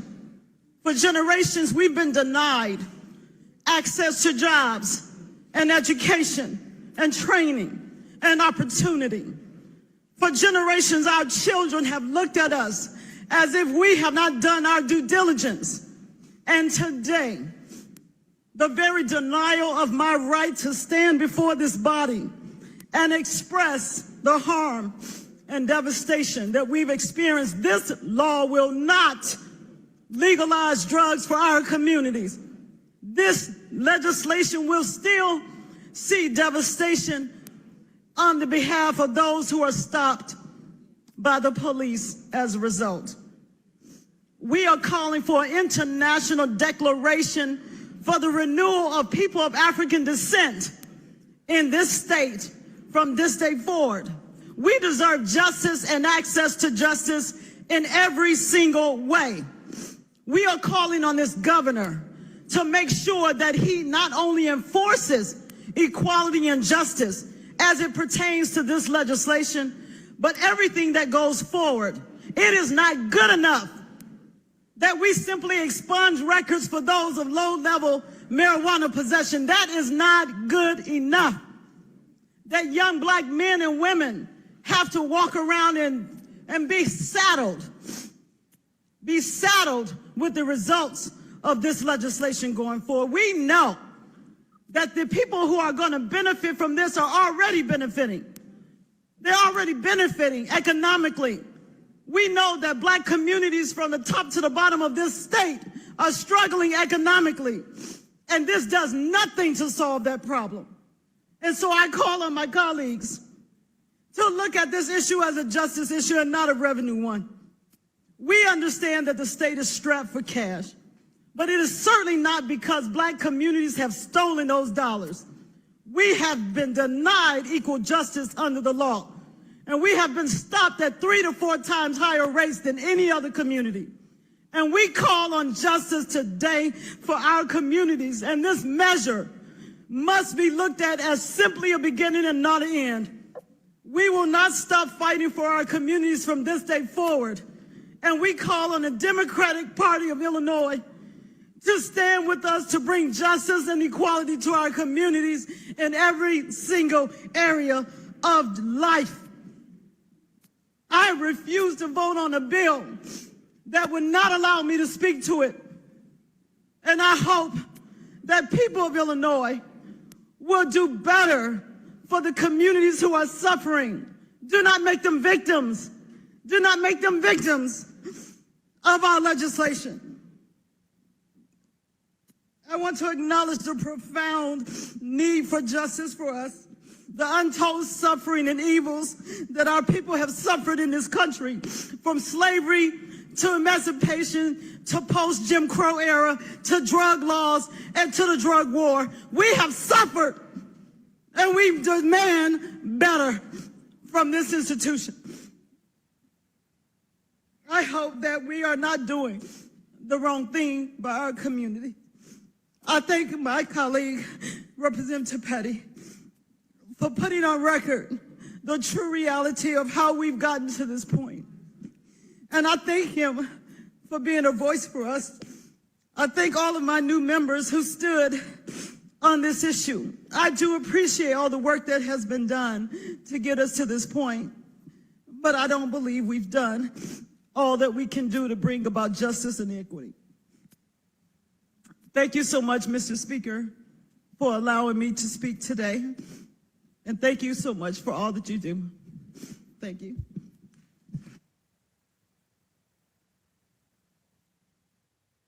So, Love that. yeah, that, That's great. Well, I think it too, like, because I never saw that until like a week ago or whatever. I think it shows that like there are clearly legislators that knew that this wasn't up to snuff and it wasn't good enough. And when she said like she hopes we're not doing more damage to communities by passing this, it's like, I think you could argue that like the way the CRTA passed and what's happened since has, like, if they had taken another year or two, that might have been better than passing what they did. Because I oftentimes like these referendums that are up in states, you know, I'll read on social media, there'll be some argument, oh, you should vote for it, you should vote against it. And people who want people to vote for it will always be like, well, you can't just be opposed because it's not perfect. And it's like, I think with cannabis policy, you should specifically, just because the interest just isn't there after it's in effect. well said. Like that's you just the one, lose it.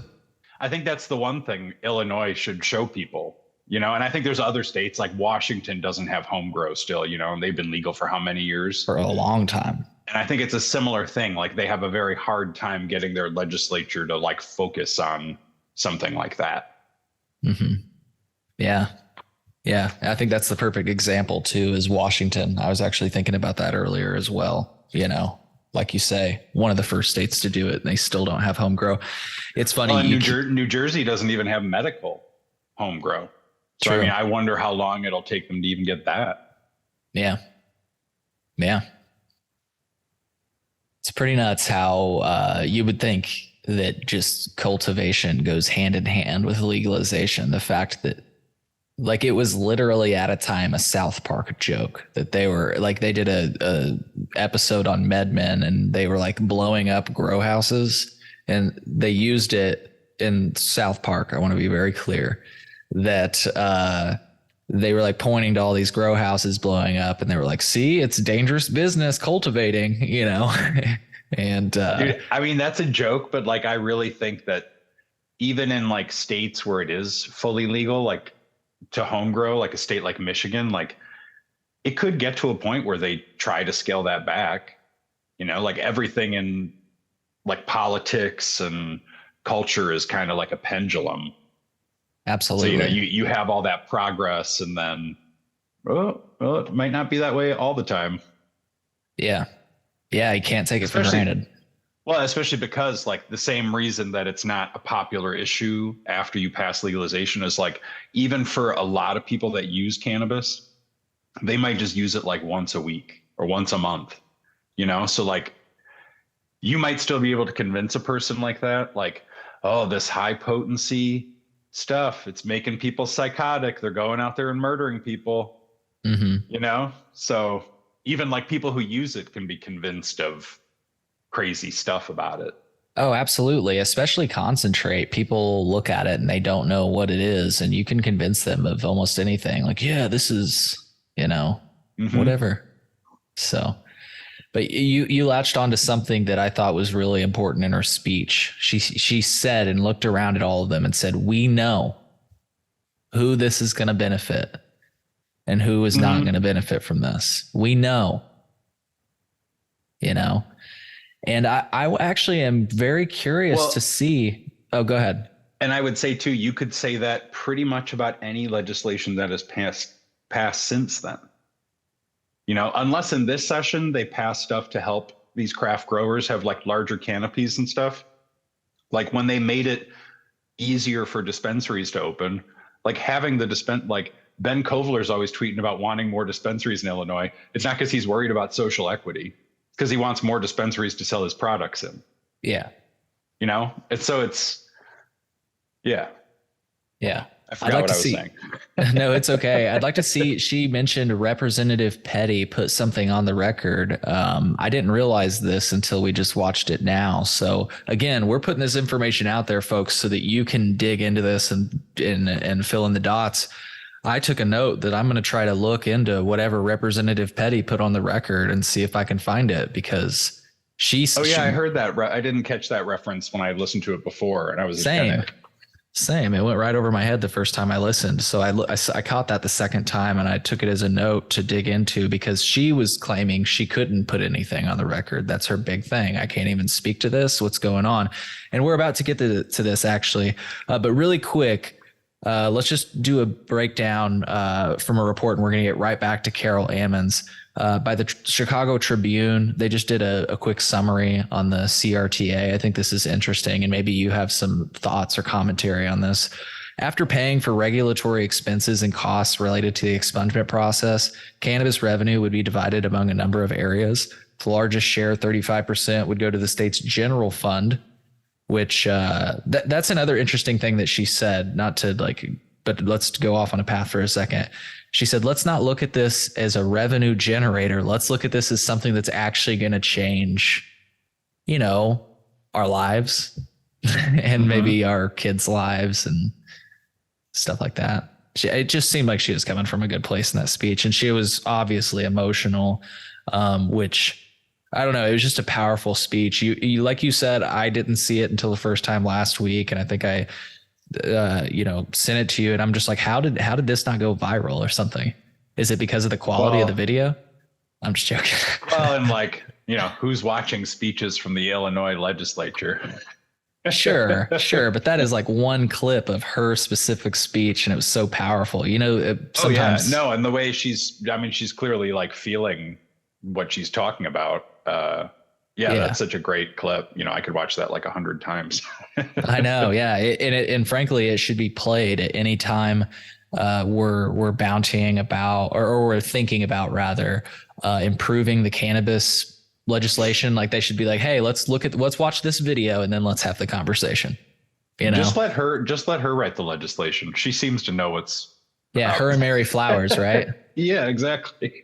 Yeah, quick shout out to them, and we can talk more about them. But really quick, the largest share, 35%, would go into the state's general fund, 25% to community grants, 20% to mental health, substance abuse programs, 10% to pay down the state's backlog of unpaid bills, 8% to law enforcement, 2% for public education. So, what percent was the R3? I don't know. I didn't specifically note that, but it's like a significant chunk. The thing I think's funny about the concept, do you think R3 would be the community grants? Probably, yeah. So I think 25%. Yeah. The thing I think is just funny about that is the idea that you are taxing the same people you perpetrated the war on drugs on to fix the damage you did from the war on drugs. Right. Our bad. Hey, why don't you pay us back for that? Yeah. I get it. They don't want to tax police salaries or cigarettes or alcohol anymore or something, but it's just always in my mind. It's like, I get that it's going to a good place, but why are you taxing the same people you were fucking with before? Mm-hmm. Exactly. Well, let's talk a little bit more about Carol Ammons, because it really sets us up for the best part of our show, I think. I really wish we could have led with this, but it's important to set the stage. How did we get to where we are today? And as you can see, we made these mistakes with the medical cannabis program, arguably, and here we are again, drafting what seems to be a overly strict cannabis legalization law. So on June 5th, 2019, so you remember that speech Carol Ammons gave was on May 31st. That's when the House, I believe, sent it off. That was the last six. So all that's left to happen is JB Pritzker's signature, and we've got legal cannabis in Illinois. On June 5th, 2019, WILL Illinois reported that State Representative Carol Ammons did not vote on the Cannabis Regulation and Tax Act in Illinois because she didn't have a chance to express her concerns about the legislation. She felt concerned that people will still be charged with cannabis offenses under the new law. This is exactly what you brought up earlier. Yeah. So it's like, yeah.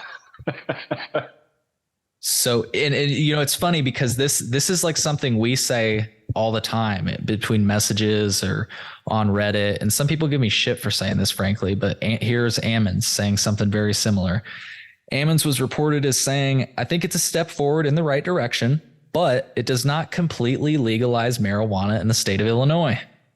We always say it's not actually legal. That's what I was referencing. I like to do the CRTA. It regulated and taxed cannabis. It didn't end the war on weed. Yes, that is perfect. I think that's a good way to say it. It is the perfect way to say it because it's literally, it's the Cannabis Regulation and Tax Act. We're just regulating and taxing it. Yep. But we're leaving everything else pretty much the same.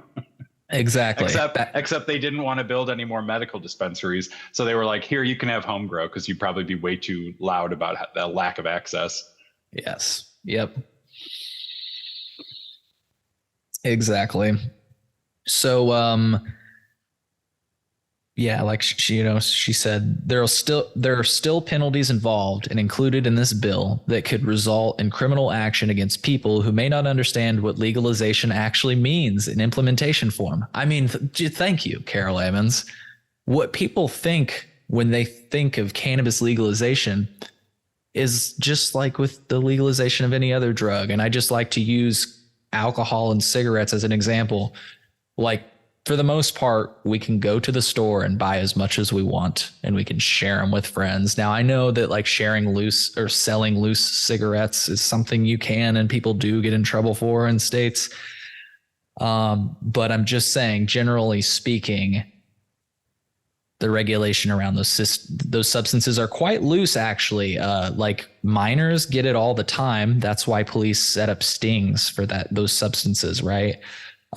Frankly, cannabis dispensaries have better compliance than liquor stores because you have to scan your ID and the compliance and all the overregulation is part of like suppressing small business. Absolutely. I mean, that's in my eyes, like the excessive, like, you have to have 10 people on staff to do all this crazy shit to be in compliance. Your payroll is going to be like insane. Like what kind of like little mom and pop is going to be able to like meet those, it's like you make the obligation so high, you essentially eliminate any small business. Well, and your security plan has to be so crazy. You have to wire yourself up so that you're constantly monitored by the Illinois State Police. And that's the one that is that's the one that's pretty insane to me. Yeah. It's pretty nuts. Like it's a retail store. Why are the cops watching a retail store? Yeah. And frankly, dude, so our co-host Justine, my partner, she used to work in a dispensary, and the police, I don't know exactly how it works with adult use. I know that technically speaking, they can't store data, but when you get checked in, like when you go into a dispensary, you're checked in. That's how the bud tender knows to call you up. There's an order. Of course, they're supposed to call med first, and definitely for med, because that's a state tracking system inherently. They can see that you're there. They can see what you buy, and they're watching you there. Like they know that you're there. I don't know exactly, like I said, how it works for adult use. She didn't stay long for adult use because the first days were crazy. And she, frankly, I think they were breaking labor law, but I'm not going to make any crazy accusations on here. Anyways, the point is, I don't know exactly how it works, but let me just put it this way. The reason I bring this up is because there's this crazy story that happened once. There was this individual at a medical cannabis dispensary. I'll make this quick so we can get back to Carol Ammons. And he had like an individual accompany him into the lobby, which I think at the time was somehow allowed because whatever. But the point is that the individual was like giving them money, and the police like called the dispensary and said, hey, there's an individual in your lobby right now. They're exchanging money. What's going on? And they had to like go out and intervene and be like, no, what are you guys doing? That you can't. So they're watching that closely, or at least they can. That's the point. So anyways, you're right. The overregulation is another way to keep small business out. I didn't mean to like get into the mud on that. Hey, love a good tangent. Yeah. So when she was asked to elaborate on the point on, she was saying that she's saying there's still penalties involved. People might be confused, not know what legalization actually meant. She was really concerned about that and wanted to make sure that the public understood that the bill itself still included points where criminalization could take place. When she was asked to elaborate on that point, Representative Ammons said, if you're caught with 31 grams or above, there's still penalties included in this legislation. So you can get a misdemeanor, you can still get a felony as a result of possession, and I was very concerned about it at that point. She voiced that she wanted stronger reforms in the cannabis bill in the past. And you asked about it earlier before we move on to, she was asked a lot for clarity there. Earlier in the year, Representative Ammons had filed a competing legalization bill that would have allowed an unlimited number of indoor and outdoor growers, which is like... wait, I thought it was 24. The Chicago Tribune reported an unlimited number, but it's possible that it's possible that maybe she filed a different bill. It was called, I believe. Either way, that's a good amount. Yeah. And would have required that a majority of licenses for growers and retailers go to minorities. It would have also, this is why I think it didn't go anywhere. Listen to this part. It also would prohibit any cannabis company or political action committee to make a campaign contribution to promote a candidate or public official. Yeah. Well, we can't have that. We can't have it was illegal at first. Correct. And I can't find that article where they... I can't find that article where it was retrieved, but yeah. I did. It's in like March of 2017. Okay. And there's actually an article where like, it's like companies can now make political contributions, but they're weighing whether they will. You need to send me that article. I need to add it to this document. And the CEO of Cresco, Charlie Bechtel, he's like in there talking about it. And he's just like, oh, I don't know if we will. Like, we're thinking about it. It's like, yeah, you're clearly going to. Right. And they did. And we're going to got a lot of papers on that to see where they spent their money and other organizations. Right. So Ammons was asked in those final moments what convinced her that she couldn't vote in support of the measure. And she said, ultimately, I think ultimately my expression of my constituents' issues on both sides of this issue needed to be put on the record, and not being able to do that prior to the vote made me say, well, you know what? This is not something I can go forward with. It was important that our constituents' voices were heard at that time. So at least someone was speaking for the people. That's what I'm saying. Like, that was a powerful statement too. That was a very powerful statement. And when people are prevented from making statements, what else are we supposed to think? Like, why not take a little bit of time? Let's get this right. Well, that's what it just seems like it was very like pushed through, and not a lot of consideration that like it might be kind of hard to come back and fix it. Yeah. And not just because there was a pandemic, which is always the fucking excuse. Yeah. Well, I'm trying to think, but the pandemic wasn't a thing just yet. It was 2019 still. It's hard to. It was right after implementation. Yes. And that'll. But also my thing about that I think is funny is like the whole pandemic, we just expected like food industry workers or like Walmart workers or grocery store workers to go to work and just get paid their same hourly wage. But God forbid lawmakers get into a room and like do some work, like essential work. Right. That's not essential work. Yeah. Yeah, it's just, it's crazy. Like you say, I think that it's like what, so my question is, I'm trying to think about the timing here. They knew Governor Pritzker he wasn't in office yet, was he? Was that the problem, or was that the thing? I think they come that- into office at the start of 2019 is when their term starts, right? Okay, so maybe he was already in office. I can't remember. I'm trying to think of when the timing was. I was just trying to think, like, if he's going to be in office, especially for a few more years, I didn't know if maybe a midterm was coming up. Like, were they concerned that they weren't going to have control? Like, is that why there was a rush? I don't know. Just trying to give a benefit of the doubt. No, because it was at the start of his term. That's what I thought. So that's what I'm. That's why he assumed office January 14th, 2019. January 14th, 2019. And so, but this stuff, May 30th, 2019 was when the Senate sent it to the House, and then May 31st. So that's after he had taken office, correct? Yeah, I mean, they passed it in like 6 months, and then sales started 6 months later. That's kind of what I'm saying about like the rush.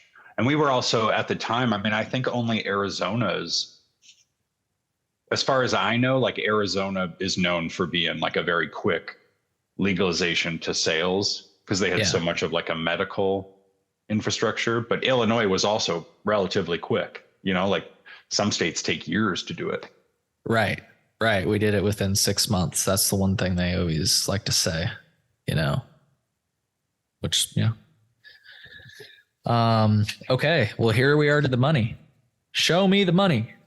On August 2nd, 2019, the Chicago Tribune reported that the currently licensed cannabis companies, their executives and lobbyists were linked to more than $630,000 in political giving since January of 2017. So that's, when did you say that story was again? Was it in 2018 or something? Which story? The giving, when they were like, oh, I don't know, I think I'm going to give. Maybe we'll start giving. Well, because they changed that cannabis companies could donate. They changed that in March of 2017. And then they were all like, a lot of their first donations come in like July or September of that year. So just like 4 or 6 months later. Gotcha. Like, yeah, like PTS, like Lou Lang was taking money from like PTS, Cresco, and PharmaCann back then. Let's see, and I might actually have a report on that we can share. What did you say from Cresco or PTS? Yeah, I mean, they were given to like a lot of people back then. I focused more on like post 2020, but. Yeah, but you're right. I see Representative Lou Lang here. I'll share my screen. They gave to like Don Harmon a lot. Yeah. And we need to, folks, if you're wondering how we found these numbers, we'll show you here in just a moment, because this is the other point of all this. Definitely trying to share the knowledge. Okay. So there's a little gray box, I think, at the bottom, but you can see in line 7 and 8 an amount of $5,000 in 2017 to Lou Lang. This is from PTS. So these are all PTS donations. PTS. I guess I've only got them till 2018. Do you have any record of anything after 2018? Well, PTS doesn't do that much later on, partially because Verano starts giving, and I kind of think they have shared ownership. Yeah. Do you want to? Can you tell us about your hypothesis there? But do you also think it's just something? I mean, you could just base it off that one picture that has that NMI management, and I mean, you don't need to share the guy's like handle or anything, but NMI management. There's like a picture on social media of someone's office door, and it says NMI Management, which is a company owned by David Flood, and then it says Verano on the same sign. But David Flood is more associated with PTS. Yeah, I was going to say he's actually and consume dispensaries. So there's some link between Verano and PTS. Interesting. But And also when you look at their donations, like it seems like PTS doesn't really give that much later on, and it's more like Verano, and even like Ataraxia still is making donations in like 2021. yeah. Do you think it'd be worth showing your? I can show your handwritten contributions of all the companies. Don't show my handwriting. Don't show my handwriting. You just joking, or are you serious? No, you could. Okay, I was just making sure if you didn't want me to share. So you can see contributions. You want to read it? I can scroll down. Yeah, well, those are just all. That's since 2020. That's who like funds or makes contributions to the Cannabis Business Association of Illinois, which is like, yeah. Explain so that's Cannabis Business Association is like, I mean, to get back to it, there's that story in the Tribune or sometimes from a long time ago. They talk about how David Flood, the guy from PTS, he started it. They started it as the Illinois Relief Fund. Oh yeah, here I've actually got that report. GTI gave a bunch of money to it too, to start it up back in the day. They've since like distanced themselves from it, but they still do their own lobbying. Yeah, but I mean, essentially I would argue it's like a cartel. Like a cartel is like a group of businesses that get together to conspire to keep prices high and limit competition. I don't know what you would describe them as otherwise. Yeah, and it's interesting. Freaking Dynavap's on this list. They've been on this podcast before, and I like their equipment. Mm-hmm. I was really upset to see that. Ricky Hendon is a weird one to see on this list for $300. I don't understand what that could be. You know what? Mm-hmm. Why $300? I don't understand. But Ascend 47,000. You know. Yeah, the bigger ones are like Ascend, Nature's Grace, Armacan, Nature's Grace. Well, and Nature's Grace is owned by like this O'Hearn family, which seem to be some kind of like livestock farmers in Western Illinois. And he's like Larry O'Hearn, the leader or the patriarch of the family, is like the chair for this Cannabis Business Association. Yeah. But yeah, now the group is led by Pam Altoff. And the reason it's like, you shared that clip of like Doug Kelly and Ambrose and down at like the Union Club. I don't know where they were in Chicago, but someone asked them why it's so hard to move legislation. Mm-hmm. And that guy, Doug Kelly, starts by saying like, I don't want to ruffle too many feathers in the room. But he was clearly talking about the lobbyists, and Pam Altoff was in the room and just happened to get up and like just start speaking her mind, like kind of in defense of herself, was how I interpreted it. Yeah. So yeah, I would assume that they're like one of the biggest obstacles to any progress. You know, like a lot of these companies do their own lobbying, of course, but this kind of seems to be like where they come together. And Pam Altoff seems to have like some weird ties. Like she seems to be very close to law enforcement. Yes. So it's like, are these companies like lobbying with law enforcement? And I mean, in some respects, it's been reported that they have, with regard to at least being on the same side of opposing. Well, against home grow, yeah. Home grow, yes, yeah. Well, and the continued criminalization of like, you know, the casual production and giving away of cannabis, you know, benefits them more than anybody. Mm-hmm. So Pam Altoff was once named Legislator of the Year by the Illinois Chiefs of Police. That was in 2016. She's a Republican, so like you say, that might be par for the course for Republicans. Hey, did you mention well, and also, why does a former state senator Republican from McHenry who opposed medical cannabis when it was first proposed, she polled her constituents and they responded like 80% in favor, and she said like, well, my police are against it. Right. And she did say my police. Yeah. Which is like, okay. Like, why does she have any say in anything that's going on in the state with cannabis? She shouldn't be there. Yeah. Straight up. Like, that's why, like, I just feel like people need to talk about her. You know, you need to make her like a household name among cannabis users. Yeah, or I like what you've said in the past. The what's known as the ICIA, or the Illinois Cannabis Industry Association, right? Or is that, am I wrong on that? Wait, what are you talking about? Hold on. They were the Medical Cannabis Alliance of Illinois. What are they now? Cannabis Business Association of Cannabis Illinois. Business Association. Thank you. We should look at the Cannabis Business Association of Illinois, just like Michigan looks at the MCMA. Yeah. Like they're the enemy.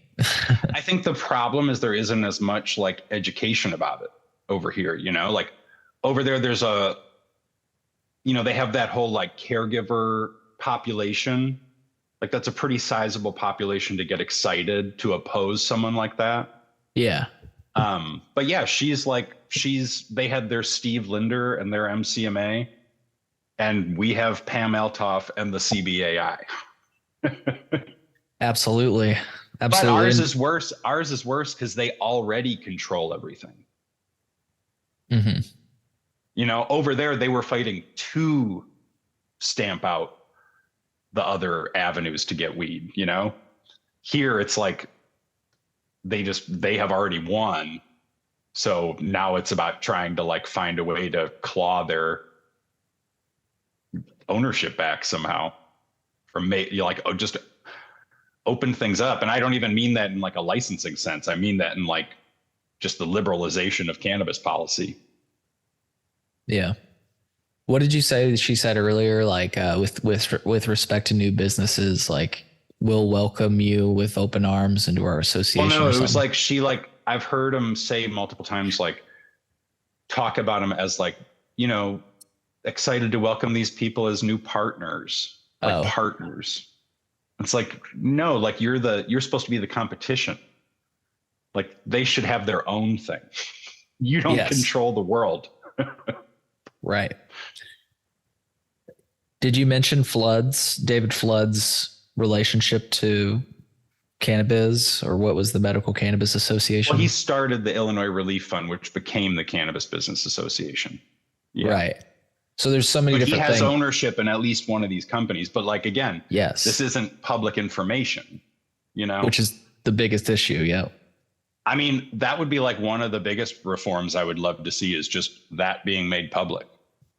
Again, or and like then whatever the lawsuit the Tribune filed against the state. Like, I don't know I couldn't really find anything about what happened to it, but they certainly sued for the information. Right. And like in my interview with Shalene, I think we were talking about it once, where she pointed out that, regulators very much do rely on the public for some of these things. So it's like, okay, why not make some of this data a little bit more public then, so that the public can fucking see it and do things like we're talking about. I mean, you would assume they just don't want the public to see it, right? Yeah. I mean, especially because Steens and Cassidy said during the process that they specifically would address that. And they didn't. Yes. And actually, I think that was, that's, I think, on this next page here. So this is interesting. More than 120,000. So first of all, the $630,000 that we're talking about, in all, it was reported that money went to 60 lawmakers with the ability to vote on the measure, 45 of whom voted yes. So most of them. More than 120,000 went to campaign and political funds. Reportedly went to campaign and political funds tied to just one of those legislators, State Senator Don Harmon of Oak Park. Well, and since 2020, the Cannabis Business Association has given him 150,000. Nice, Don Harmon. Hey. Yeah. Cannabis is paying for Don Harmon.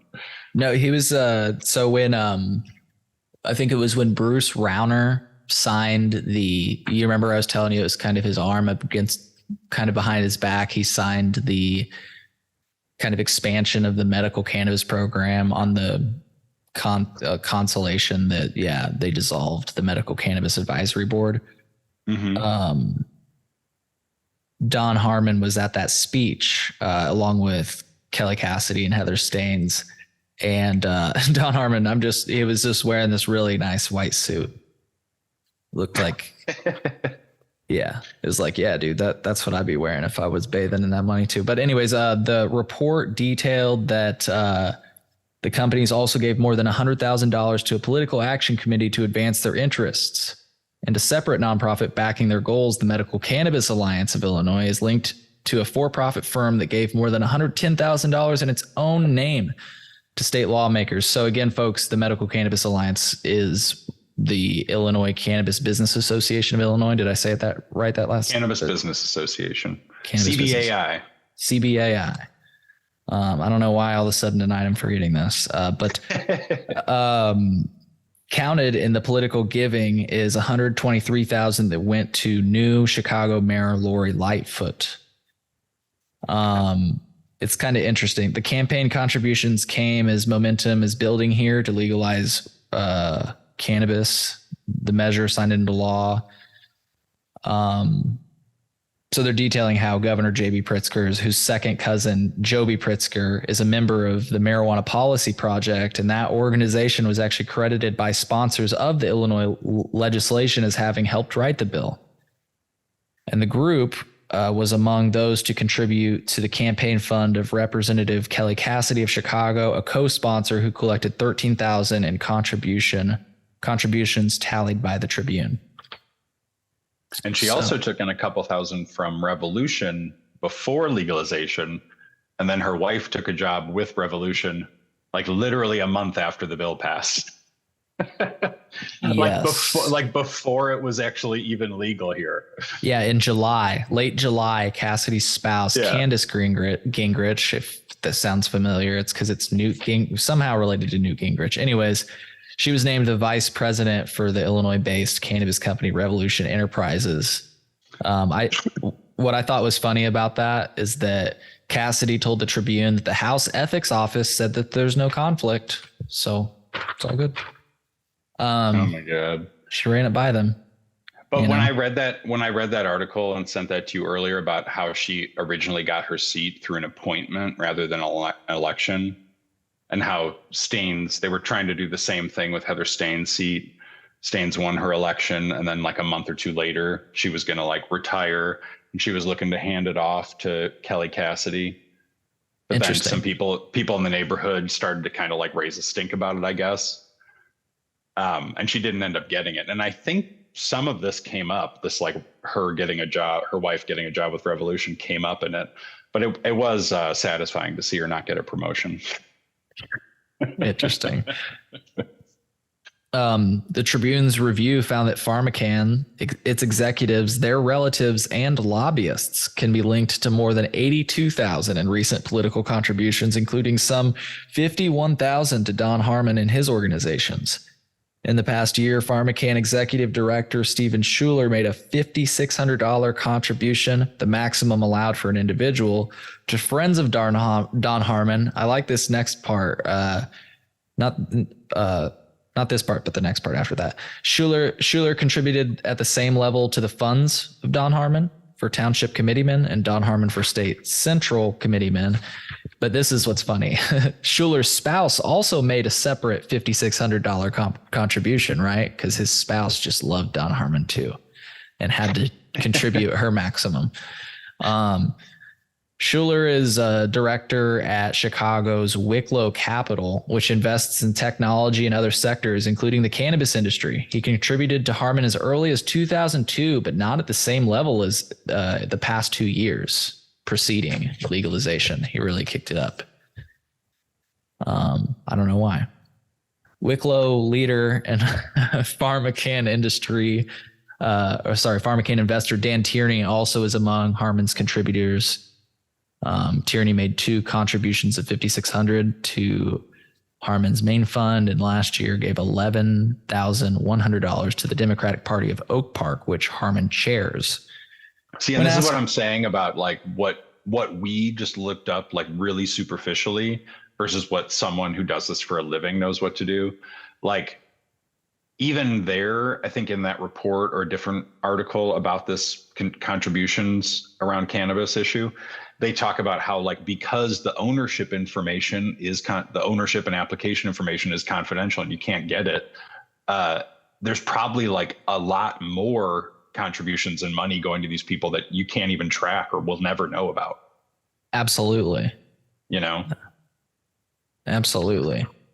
Yeah, I'm trying to see. And also, it is an all cash industry in Illinois. So there's also just straight up bribes. Yeah, I'm trying. Yeah, so that's the thing that was really interesting. I think I actually have something about that soon. But yeah, if I don't, let's just make sure we put it on the record. You said it once, or we said it twice now, actually. Yeah, so the bill, as it stood with the medical cannabis bill, and as we spoke about earlier with Lou Lang defending the secrecy to keep it pure, right? Ultimately, that it just muddies the waters. And so when we were going into this, what was it? Was it Heather Staines and Cassidy that they were both saying, or at least one of them, some of them, they were saying that, yeah, they were going to clear that up and they were actually going to make it public record. But ultimately, they didn't do that. Yeah, they had like sworn to make it more transparent, and then it just went completely unchanged. Yep. So, when asked about this, Don Harmon reportedly said that he's not kept track of industry contributions to him and that he remains uninfluenced by them. This is interesting.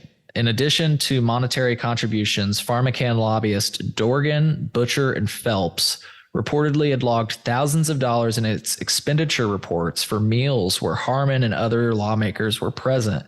That included a $366 meal at Pro and Proper in Los Angeles for Harmon and 4 other legislators in July 2018, weeks after the bill expanding medical marijuana in the state was sent to then Governor Bruce Rauner. Harmon said that the dinner took place when he was in California with other lawmakers for a national conference of state legislators, and in his view, it was unrelated to marijuana. At the time of that reporting, a California firm had a pending bid to purchase PharmaCann for $682 million. That's just how Bob McCoppin reported it. He's very matter of fact. He's saying, Harmon said that the dinner took place in California with lawmakers and was unrelated to marijuana. The next sentence, California firm has a pending bid to purchase PharmaCann. So he's like, it's just kind of like, here it is. Just the facts, but you get his tone. Yeah, exactly.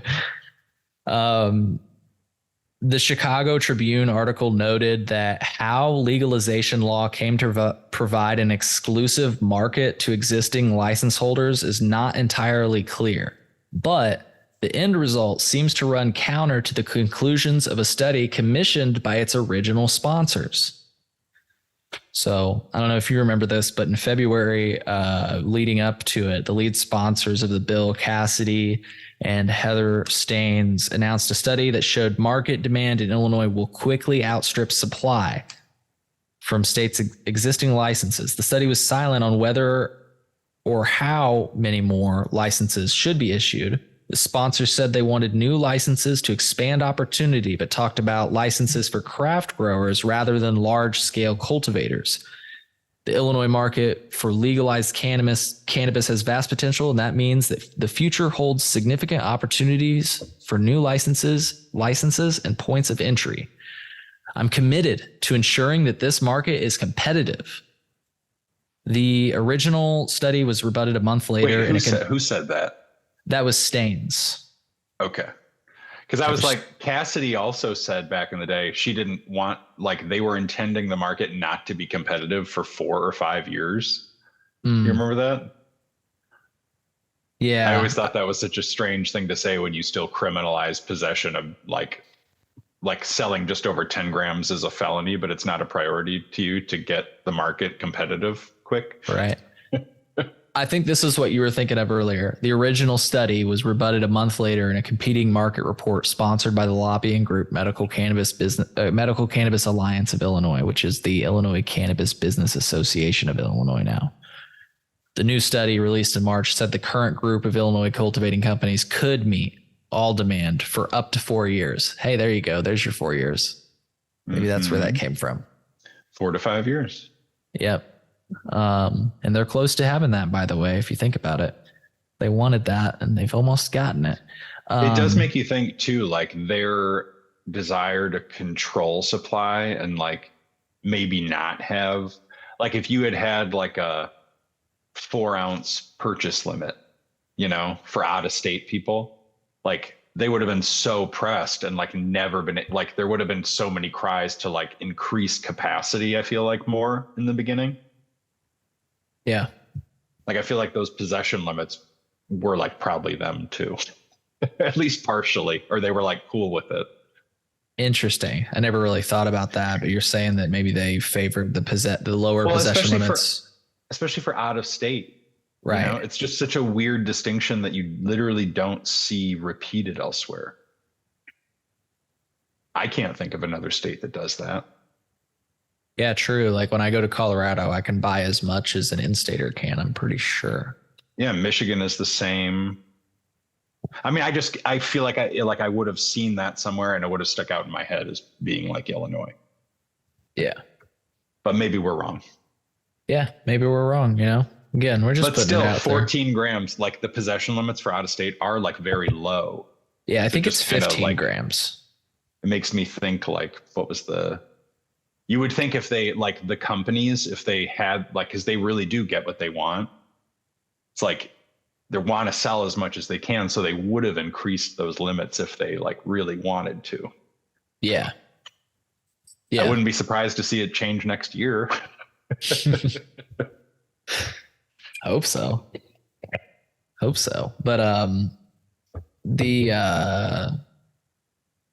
so we were talking about how the study ran counter, and Heather Staines said that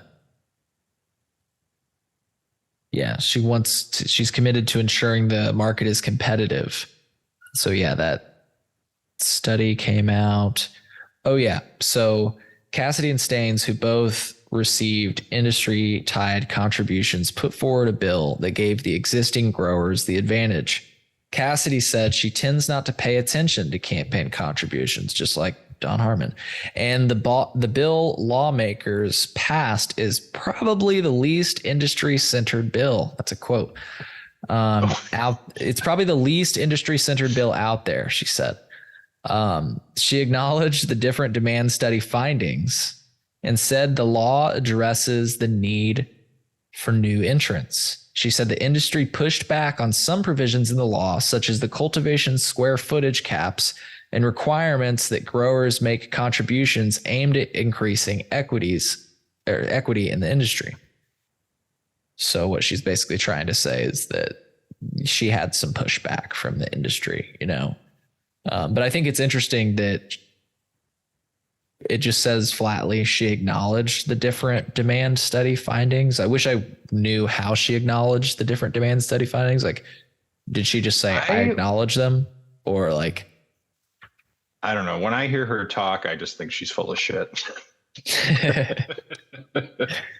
Well, so this is interesting. One side effect of who's saying this? I think this is from the article. One side effect of the current marijuana company's grip on the market is it limits diversity in the industry here.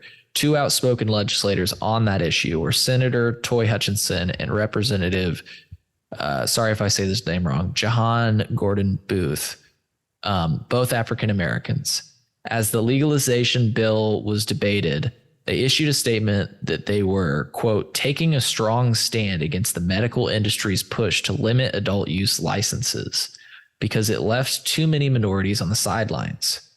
Quote, we're not going to codify the inequity that's in medical marijuana now, Hutchinson said.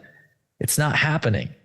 Yet, as it ended up, the legislation for now preserves the status quo that keeps the industry predominantly owned by white males. That's Robert McCoppin for you. Well, and she voted for it, right? She did. Yeah, which is why she couldn't become the actual cannabis regulator. Yes, and that is something we're going to be getting to as well, because that's to bring up Carol Amons again. It's like she had the like principles to not vote for it. Like she'll say it's because she wasn't allowed to speak, but I think it's because she knew it was a bad bill. It's like, you know, Toy Hutchinson and Jahan Gordon, they say they clearly understood that the caps and the limits were going to benefit the existing operators, but then you just vote for it anyway. Right. And so that's what makes me think like, yeah, like, because she wanted a promotion to be cannabis czar. And then from there, you get to maybe go on and be the director at NPP. Mm-hmm. Well, so initially, Representative Gordon Booth said she was comfortable letting the current operators have the first crack at the market. You know, she only knew of a few African Americans invested in the industry, but ultimately the portions of the new law focused on equity and cannabis conviction expungement made her comfortable. It also helped that people of color were part of the conversation from the beginning, she said.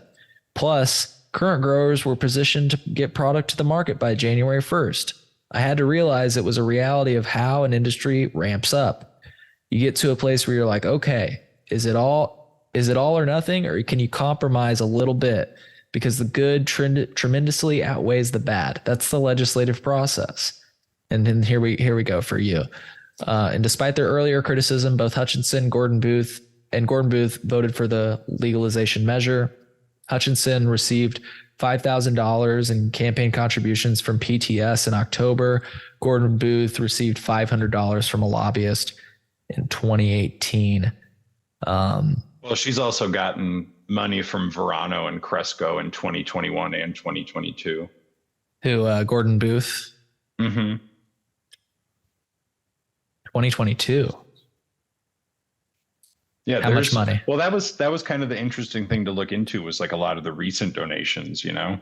Yeah. Do you want to? I mean, it's $1,000 for her from Verano and from Cresco. Verano's 2021, Cresco's 2022.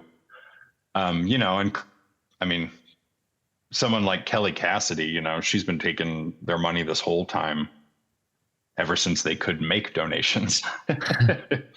But like, yeah, she takes PharmaCann, you know, Ataraxia, Curaleaf, Verano, PTS. She took that Revolution money right before legalization. Yeah.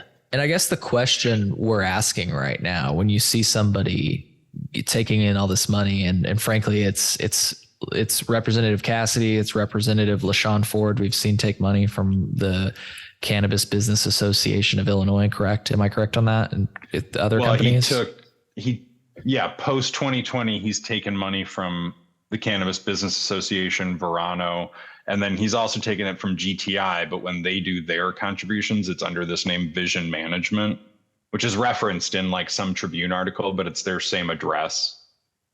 Yeah. I'm wondering. But he also, like LaShawn Ford, you know, like he kind of came out after legalization when there were all these problems with the equity licensing.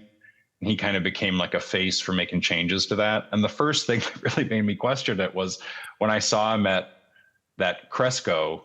Yeah. At that Cresco opening. Like right there in the middle, cutting the ribbon. Why did that stand out to you? I mean, I get it that they like literally own the market, but I just like, I don't know. It's a little off-putting. Yeah, no, I get it. I just wanted to ask. There's these also recently pictured with when GTI held an event for him. Yeah, I'll share that really quick. He's standing with Ben Kovler. And so the question I'm asking, and I think that we're asking, and that's why I just asked you, why does that make you uncomfortable? It's like when you see somebody like LaShawn Ford, who I had, and I still have great respect for, like you would, okay, so he was supposed to be the face and fighting for these people and fighting for the cannabis community, right? Well, then why are you taking money from these people that, in my opinion, have done damage to the cannabis community and the system that we're currently experiencing? Well, and I think he's sponsored a lot of the legislation that like people are fighting for right now in the veto session. But like, yeah, it's like, I don't know, like you get the sense that like maybe he's talking out of both sides of his mouth. That's what I wonder. Like, yeah. but you also, that's the same thing that we talk about too, is like the market is so owned by these companies. It's like, I feel like even a lot of people who are like striving to get into the market here, like they seem like they're kind of reluctant to like really cause too much of a ruckus about the way things are. Oh yeah. Oh yeah. We've had people on the show that are like, we don't want to, we're not trying to. Yeah. I mean, it's just like, yeah. Like, and it's like, I'm not trying to fight either, but we're trying to talk about change. People should just question what's going on. Like, correct. And what is going on is like a legalized cartel where we still have the same fucking criminal penalties we had back in 2019 for the most part. Absolutely. But and also like it's just hard to, like like the lack of attention on a lot of these things in like popular and like with the masses.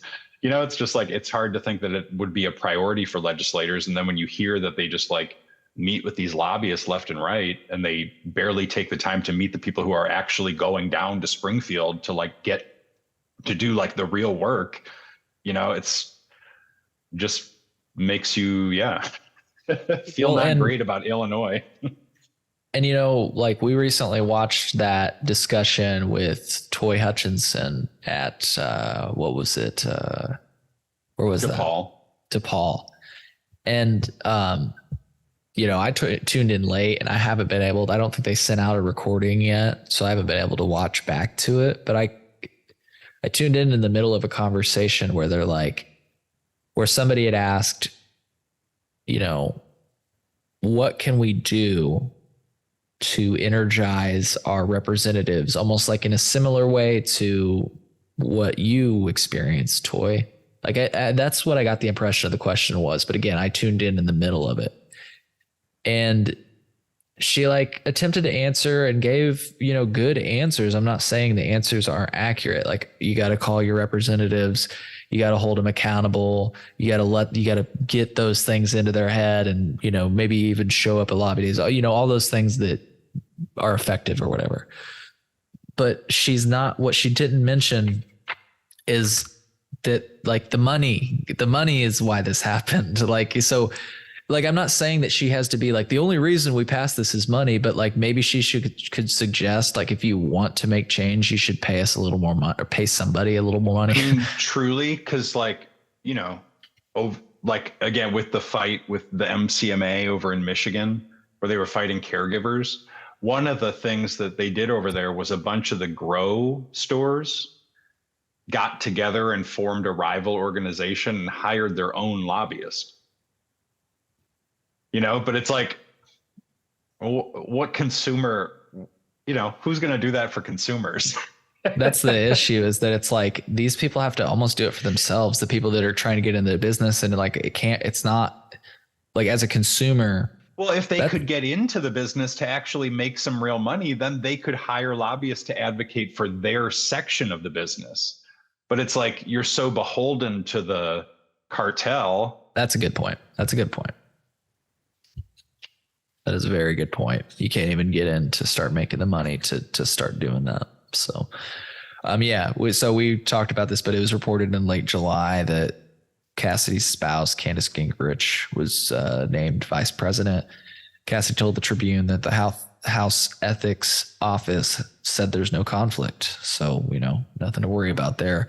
Also among the leading recipients of contributions from the state's cannabis industry was State Representative Bob Morgan, who sponsored a bill that made the medical cannabis program permanent, which I feel like, I've got that story later.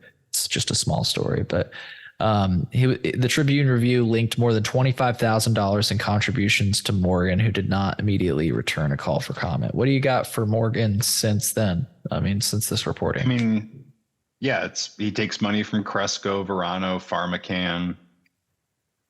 I'm sure he's on Yeah, he takes money from Cannabis Business Association. But then there's also like, isn't he even currently like working for a law firm that does cannabis consulting? Binesh. Yeah. Is that what it is? Binesh? Or is it But something doesn't else? he like currently work there? I think so. I mean, that was didn't you send me I sent you that thing from their website, Yeah, let me see if I can pull that up. which has been referenced in like news reports. In what context? Like what are they talking about? Well, just, being like, this is a guy that works on legislation and did these roles. And this is also like what he's profiled as doing on their website, which is like, representing Cresco or representing Green Thumb. Gotcha. Trying to find this here. We send a lot of messages back and forth. What am I even looking for again? What was it? The thing off of his website, right? That said what, like, Oh yeah, the bottom of it is like highlighted in blue. yeah. Oh, there it is, I think. Yeah. So let me share this really quick. I love that we can do this podcast long form and just really break this down. Oh, it looks like this thing is in the way. Tell me, is it out of the way? Yeah, there you go. You're good. Okay. So you want to read this off? Well, this is just like his work history with them, really. He represented PharmaCann, one of the country's largest vertically integrated cannabis companies, as lead counsel on a $25 million senior secured convertible loan facility secured by Illinois medical and adult use dispensary assets. Whatever that means. It's interesting to see that he's in Michigan. Yeah, he did he did a company in Michigan, but then he also represented Cresco, one of the largest vertically integrated multi-state cannabis operators in the U.S., in initiatives including merit-based applications in various states, including Missouri, and advised the company on state and federal laws and pending legislation. And then represented GTI in matters including a cultivation license from the Ohio Department of Commerce following an appeal. Yeah. Yeah. So just that he has ties, like he's represented and worked with 3 of the big companies that like now he's making legislation around, Yeah. And speaking of GTI Ohio, or in Ohio, GTI Ohio was one of among the top contributors to an effort which ultimately failed because voters were outraged that all the money would to be made was going to be limited to so few. They said it was going to be controlled by a that was monopoly. like that was like the monopoly bill like a couple years ago, wasn't it? Yes. And so GTI, what's interesting, since things are a little bit easier and more transparent to see in Ohio, they were able to see that GTI donated more than $600,000 alone. That's from GTI to push that plan. They would go on to win some licenses to operate in the state, of course. If you're spending that much money, you're going to get what you want. So GTI says they believe in the democratic process, including the transparency of political contributions. Which is why they donate under the name Vision Management. That's funny. Which is probably not the only name that's not GTI that they do that under. Yeah. Oh, okay. So this is maybe what you were referring to earlier. It's not unusual. So this Tribune article says it's not unusual for states to let medical marijuana cultivators to start growing for the recreational market first. Staines and Cassidy's study of demand said successful programs have been opened by incorporating as many of the stakeholders from the. This is what's interesting. They said their demand study said successful programs have been opened by incorporating as many of the stakeholders from the legacy programs as possible. I think by legacy programs, they mean the one already mentioned. So maybe that's not as profound as I meant it to be. I don't think they meant legacy market. Yeah, darn it. Now that I read that, I'm like, shit. Okay. So yeah, they were saying from legacy programs, while not sacrificing the broader goals of legalization. So Illinois cultivators argued that putting limits on those who can grow recreational marijuana will help avoid problems that have occurred in other states. Oregon, for example, initially did not cap the number of licenses it gave out for growers and had an excess of cannabis. Which, I mean, we had the regulator on from Oregon and he didn't seem like that was such a big issue. I mean, other than, just diversion, but that's like, well, that is only because the other states are illegal. That's the only reason diversion happens. Well, the other thing I think too is like people like caps or this idea of like slow rolling out things because they don't, people who want to get into the industry might even favor those policies if they can manage to get a license because like really, like we've talked about this before, like the cannabis, like a dispensary, I mean, it's probably going to be about as viable as like a restaurant in some ways, like a lot of them would go under, and even if like over half of them fail, like that's not necessarily a reason to restrict people's access to start one, because most restaurants fail. Like it's something like over 70% of them fail after like 5 years and more than half of them in like the first 1 or 2. Right. And I know you already know. Like, it's not the government's job to make sure your business is, I mean, in some ways it's got to be viable, but it's not their job to like prop you up to keep you sustained. It's especially not by limiting other people's access to start their own operations to compete with you. Yes. Yeah. And it's like, that's the question. And Tom Howard, I think you told me this, Tom Howard, maybe somebody else told me this, but I got to give credit where credit is due that Tom Howard is the one that said this. He said, we're basically, I'm pretty sure it was you. We're basically setting our companies up for failure when and if federal legalization does happen and interstate trade is a thing. Like if you don't let these cannabis companies compete, like and actually compete with some real competition, when it comes to competing with other state markets that are more established, these people might fucking flop.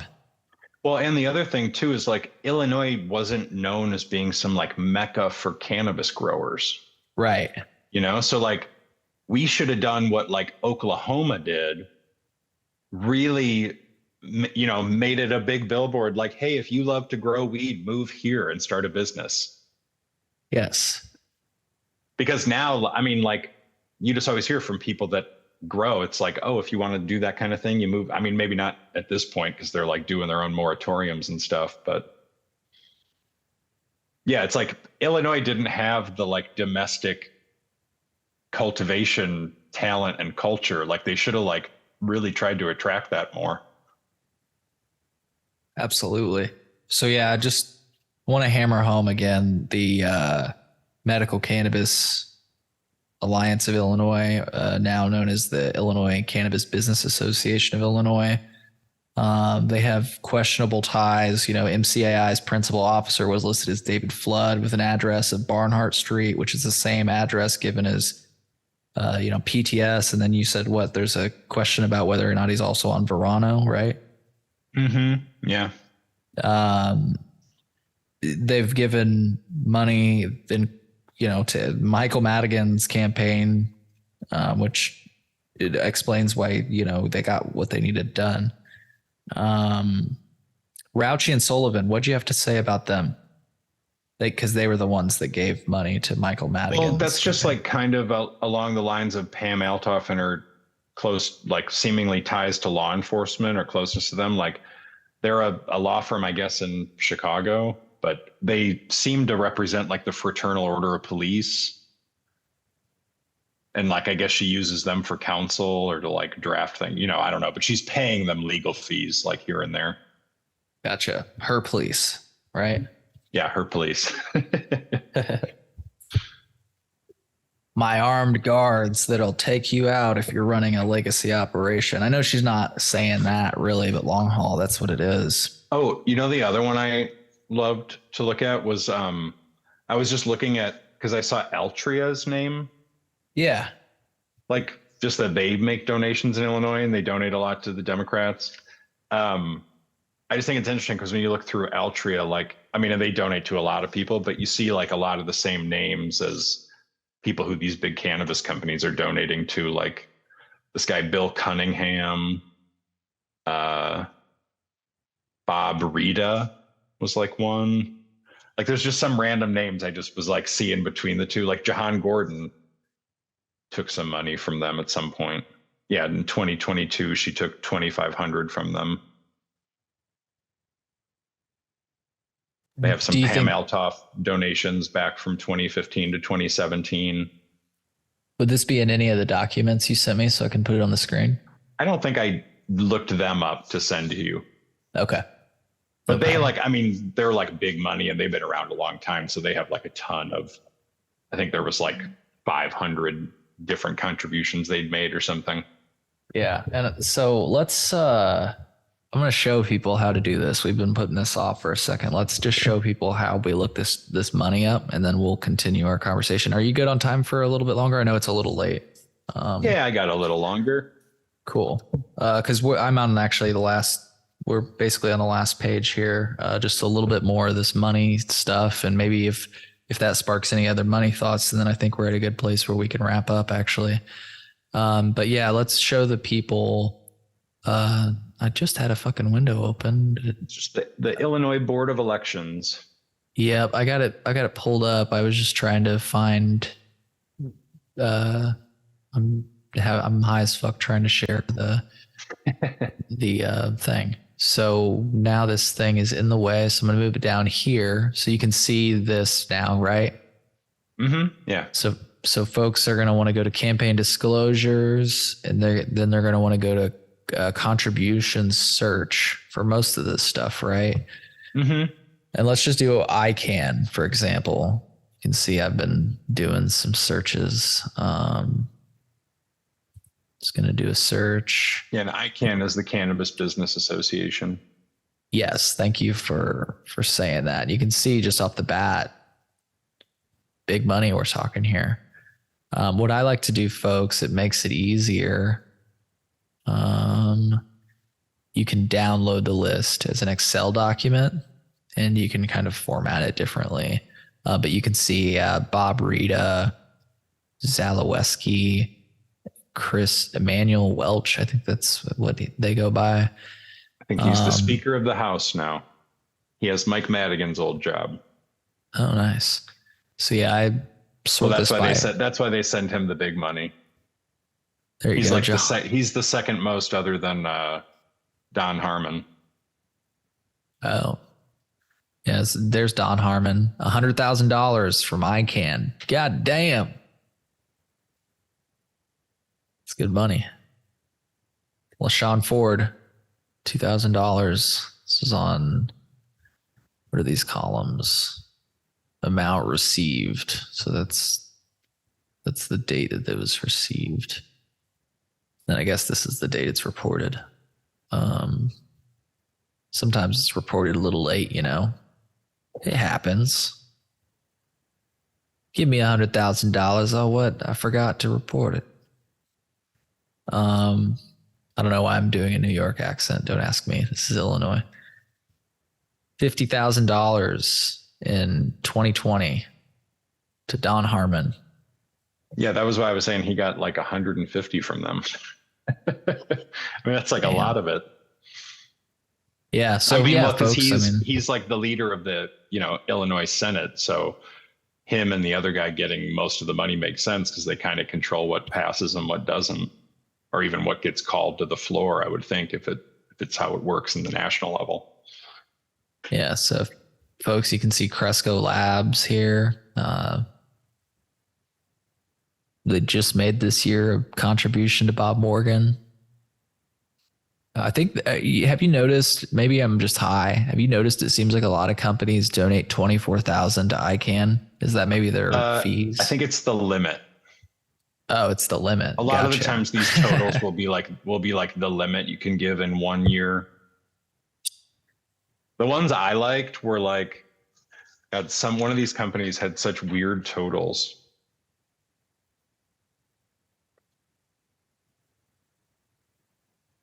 Oh, I don't know who it was now. It was one of these like smaller cannabis companies, but they would give like $1,462.50. Yeah. That's weird. 52 cents. Seems like maybe there was one that had like 50 cents on it. And I was like, what did they do? Just say like whatever the sales are for the next 4 hours, we're sending that to the Cannabis Business Association. Yeah, that, or like, did they go out to dinner and it was like, I don't know, 50 cents. That just seems like a weird thing to be left over. Trying to see if there's anything else. People gave big money to Mayor Lori Lightfoot. We were talking about that earlier. And the reason is because the Chicago mayors, some mayors just have, a lot of power when it comes to what you can do in town.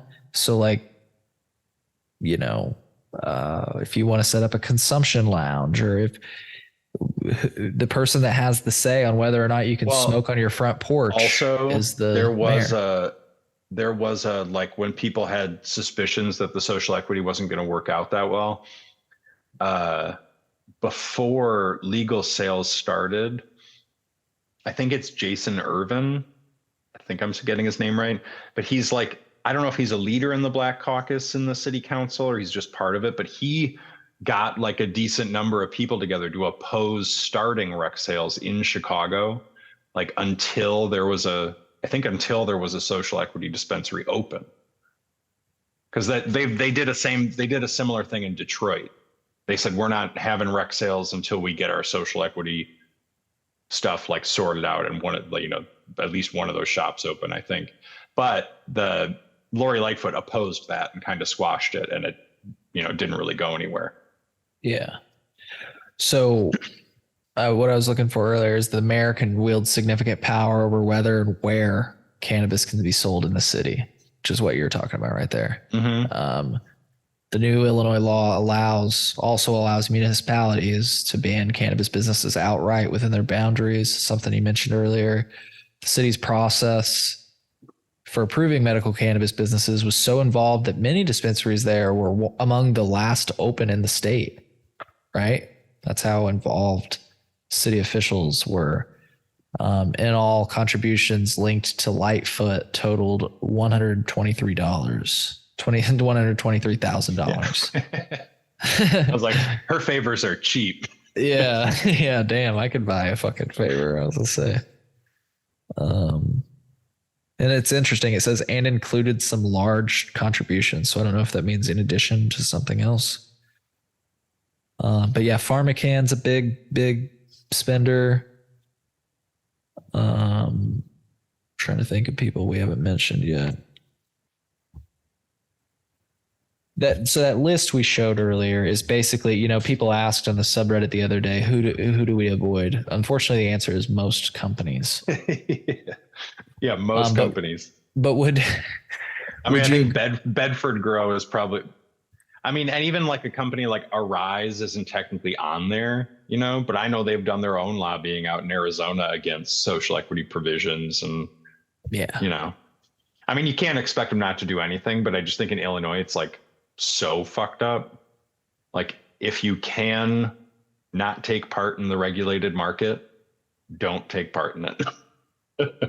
If it's an option. And if you want to support, a new social equity dispensary that, isn't owned by a former cop, like go there and buy some apparel or like anything else that isn't a product from one of the MSOs that lobbied to give you no other choices but to buy their products. Yeah. What's the word on the new dispensaries? What have you heard about that? Is there, I know the one like from that article just has, they were one of the social equity people who like hired a cadre of people from disproportionate areas instead of being them themselves. So they're just kind of like more like, it's like a restaurateur, a former cop, I think an executive from like the CTA. Yeah. Like that 16,000 there from Vision Management, that's GTI.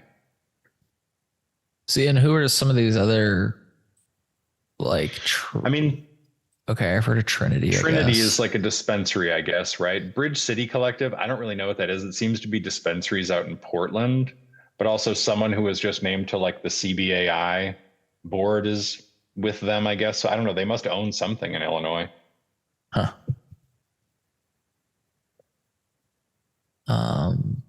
Harborside, KPG, Harrisburg, Ascend, Burners, Scober. What's that? I don't know. I only Googled some of these. Like Prospiant, I think is like a greenhouse. But they're all definitely cannabis related. Like yeah, they're ancillary or they're at cannabis companies. Gotcha. I just wanted to display this list again because again, people ask like, who should we avoid? Well, here's a good start. You know. Yeah, there's a start. And Cresco's not on this list. Someone was surprised when I mentioned ESO, and it's like, no, they're on there. I mean, they're not the biggest. They're not the biggest of the spenders, but they're on there. Well, as we mentioned earlier, though, their original, I don't know if they're still there, but they were the former Illinois Department of Agriculture director. So there seemed to be a I don't know. To me, that's conflict of interest is right. Can I ask that question? Well, conflict of interest abound in this industry in Illinois, apparently. Yeah. Yeah. So I will be publishing this document with all the sources so that you can read about this. It was a lot of work to do and a lot of fun to do.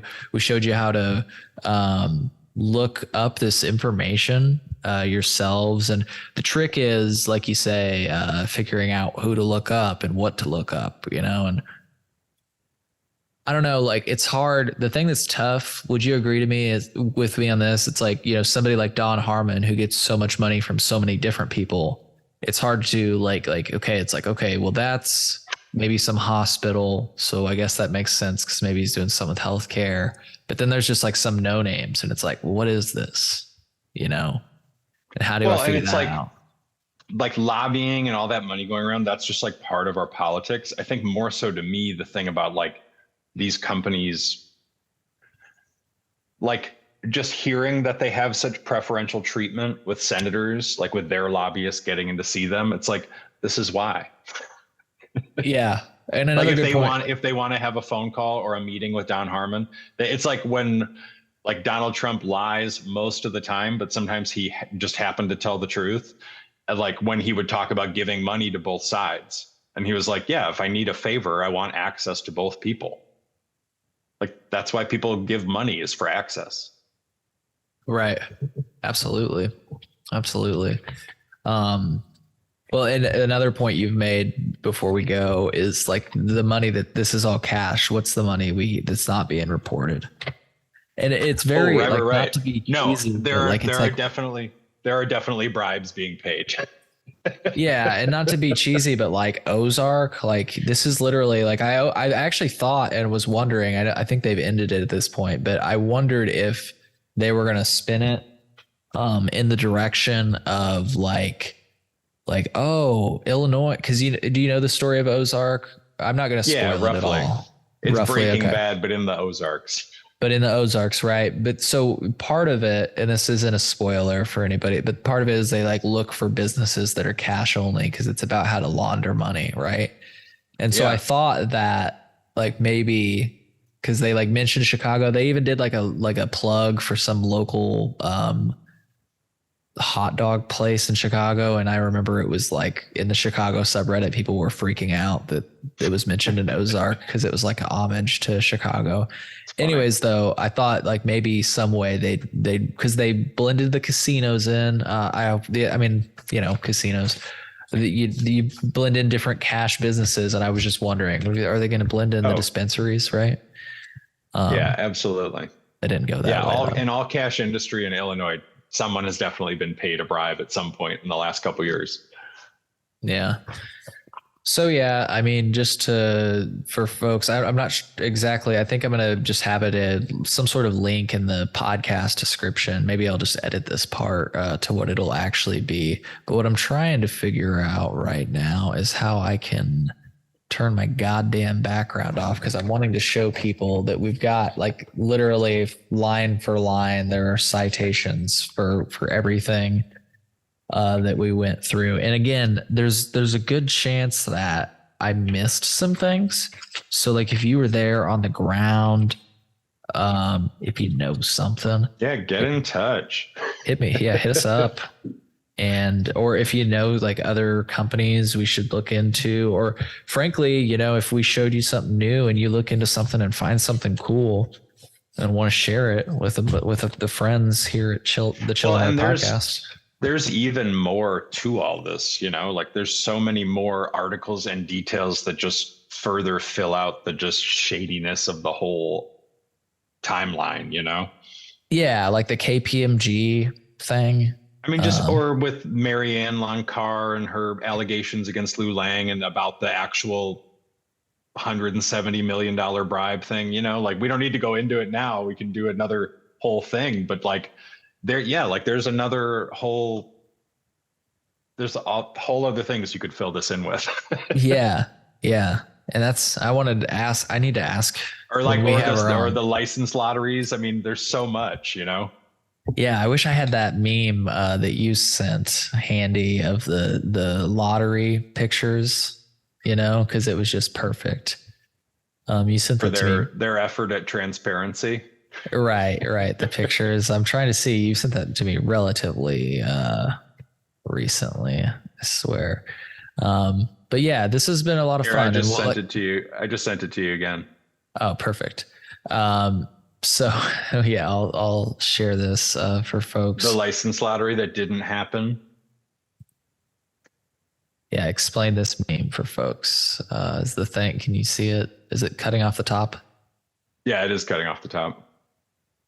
Well, it's actually it's from a conversation you had with Mike Malcolm on this podcast. I remember listening to it, and you were talking about the new lotteries and how they weren't showing them or showing anyone like drawing the balls or anything. And then he brought up that they did that for the original license lottery. It was the lottery for existing operators got to have a second location, but depending on where it was where you like drew your region out in this thing. So it's just funny to me that the bottom image was the state of Illinois provided this image for what the license lottery was going to be. Because the like lotto was handling it or whatever. So it's like, oh, okay. So that's transparency, is you just showing us like Ed and Bob here playing at the video game console. I just think it's so funny. Yeah. Well, like like they literally like they don't even try sometimes to seem legit. Yeah. So when I move this down, can you see the top now? I wanted to make sure you can see it. You can see it now. Good deal. I wanted to make sure people could see that earlier. So yeah, that is just hilarious. Your take on that is just so funny. Like I'm just supposed to look at that image there and be like, yeah. I mean, what do I have? Oh yeah, totally transparent. Yep. Just get out of here. I know that all my finances are riding on this, but they posted this picture of these two white dudes standing next to a computer. I feel fine now. Well, and it's just funny too, because it's like it was $2,500 non-refundable for every chance you put in there. So it's like, geez, you couldn't even like give people a video of you pulling balls out of a thing. Yeah. And again, these are all things we haven't got into that we'll have to get into in the future, because like you just brought up something that like I think is very important to keep in mind.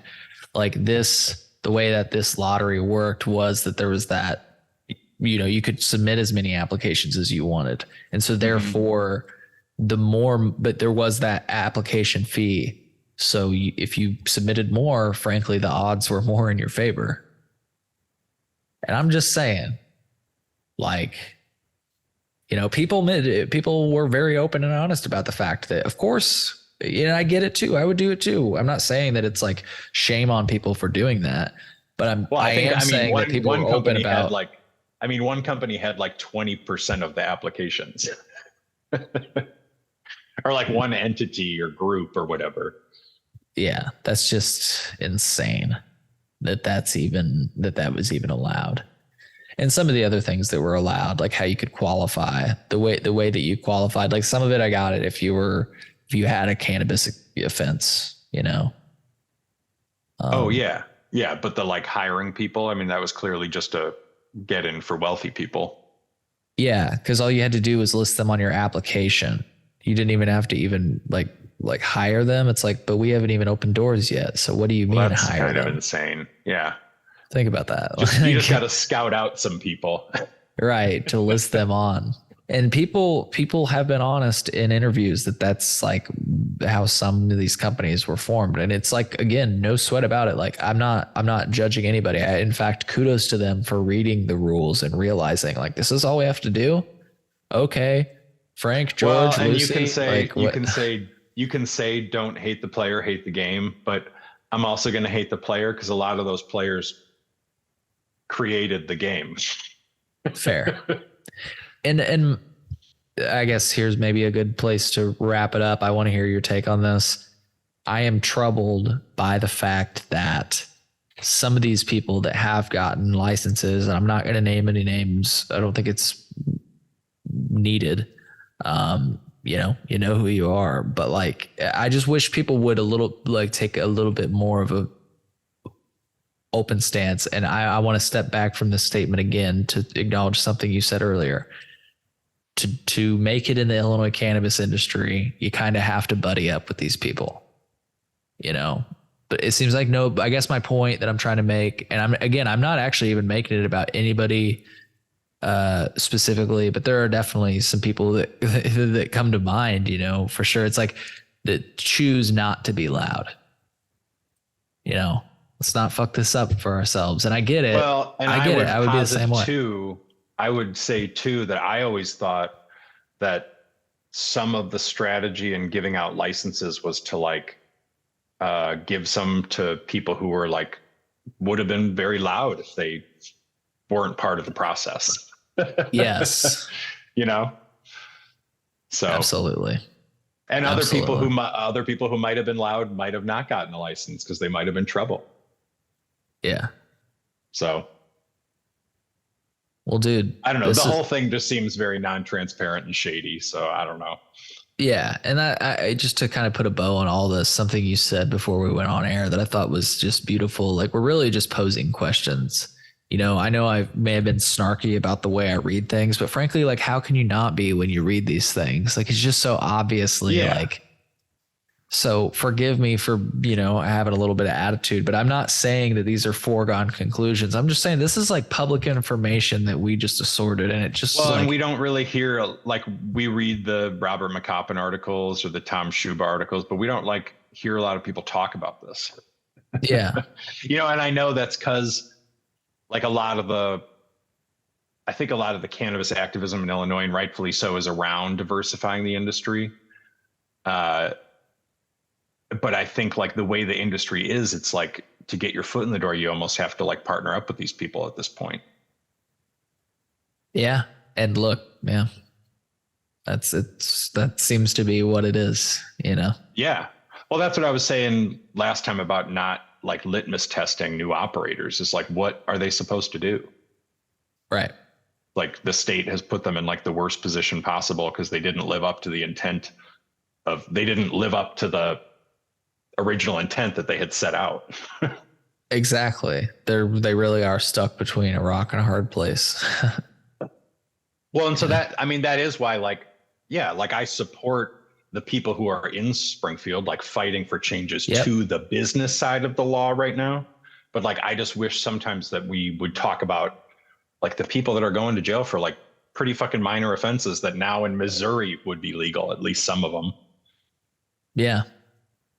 And the reason I think it's so important to talk about that is because, we acknowledge that this war on drugs was such a problem and that it causes like intergenerational problems. And so let's solve it by giving these people an opportunity to build intergenerational wealth. But it's like, but if we don't stop the policies that cause the cycle that we were talking about, like what the fuck else are we doing? Well, you know what it is? I always think about it in relation to like someone who's an alcoholic who might be like abusive, like physically or emotionally. It's like, you don't get to like make amends and then keep drinking and hurting people. You gotta stop drinking and hurting people.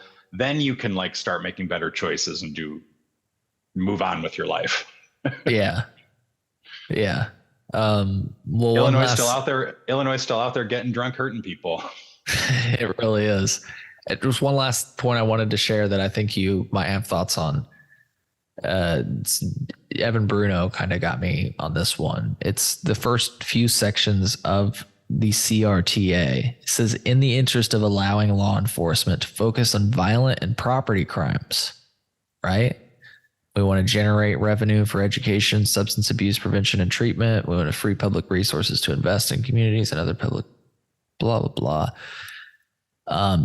In the interest of allowing law enforcement to focus on violent and property crimes. That's why we did it. And that's why the General Assembly finds and declares the use of cannabis should be legal and should be taxed in a manner similar to alcohol. Also, it's interesting that they declare that it should be regulated in a manner similar to alcohol. I argue it's not regulated at all like alcohol.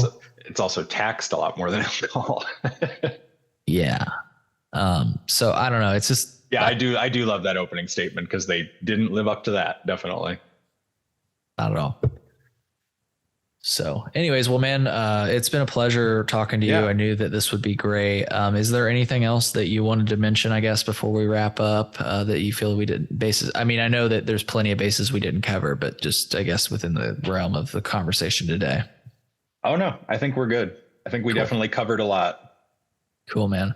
Well, thanks for doing this. Looking forward to the next time. Maybe we'll rope Marianne, Lawn Car, and others so that they can fill in the blanks.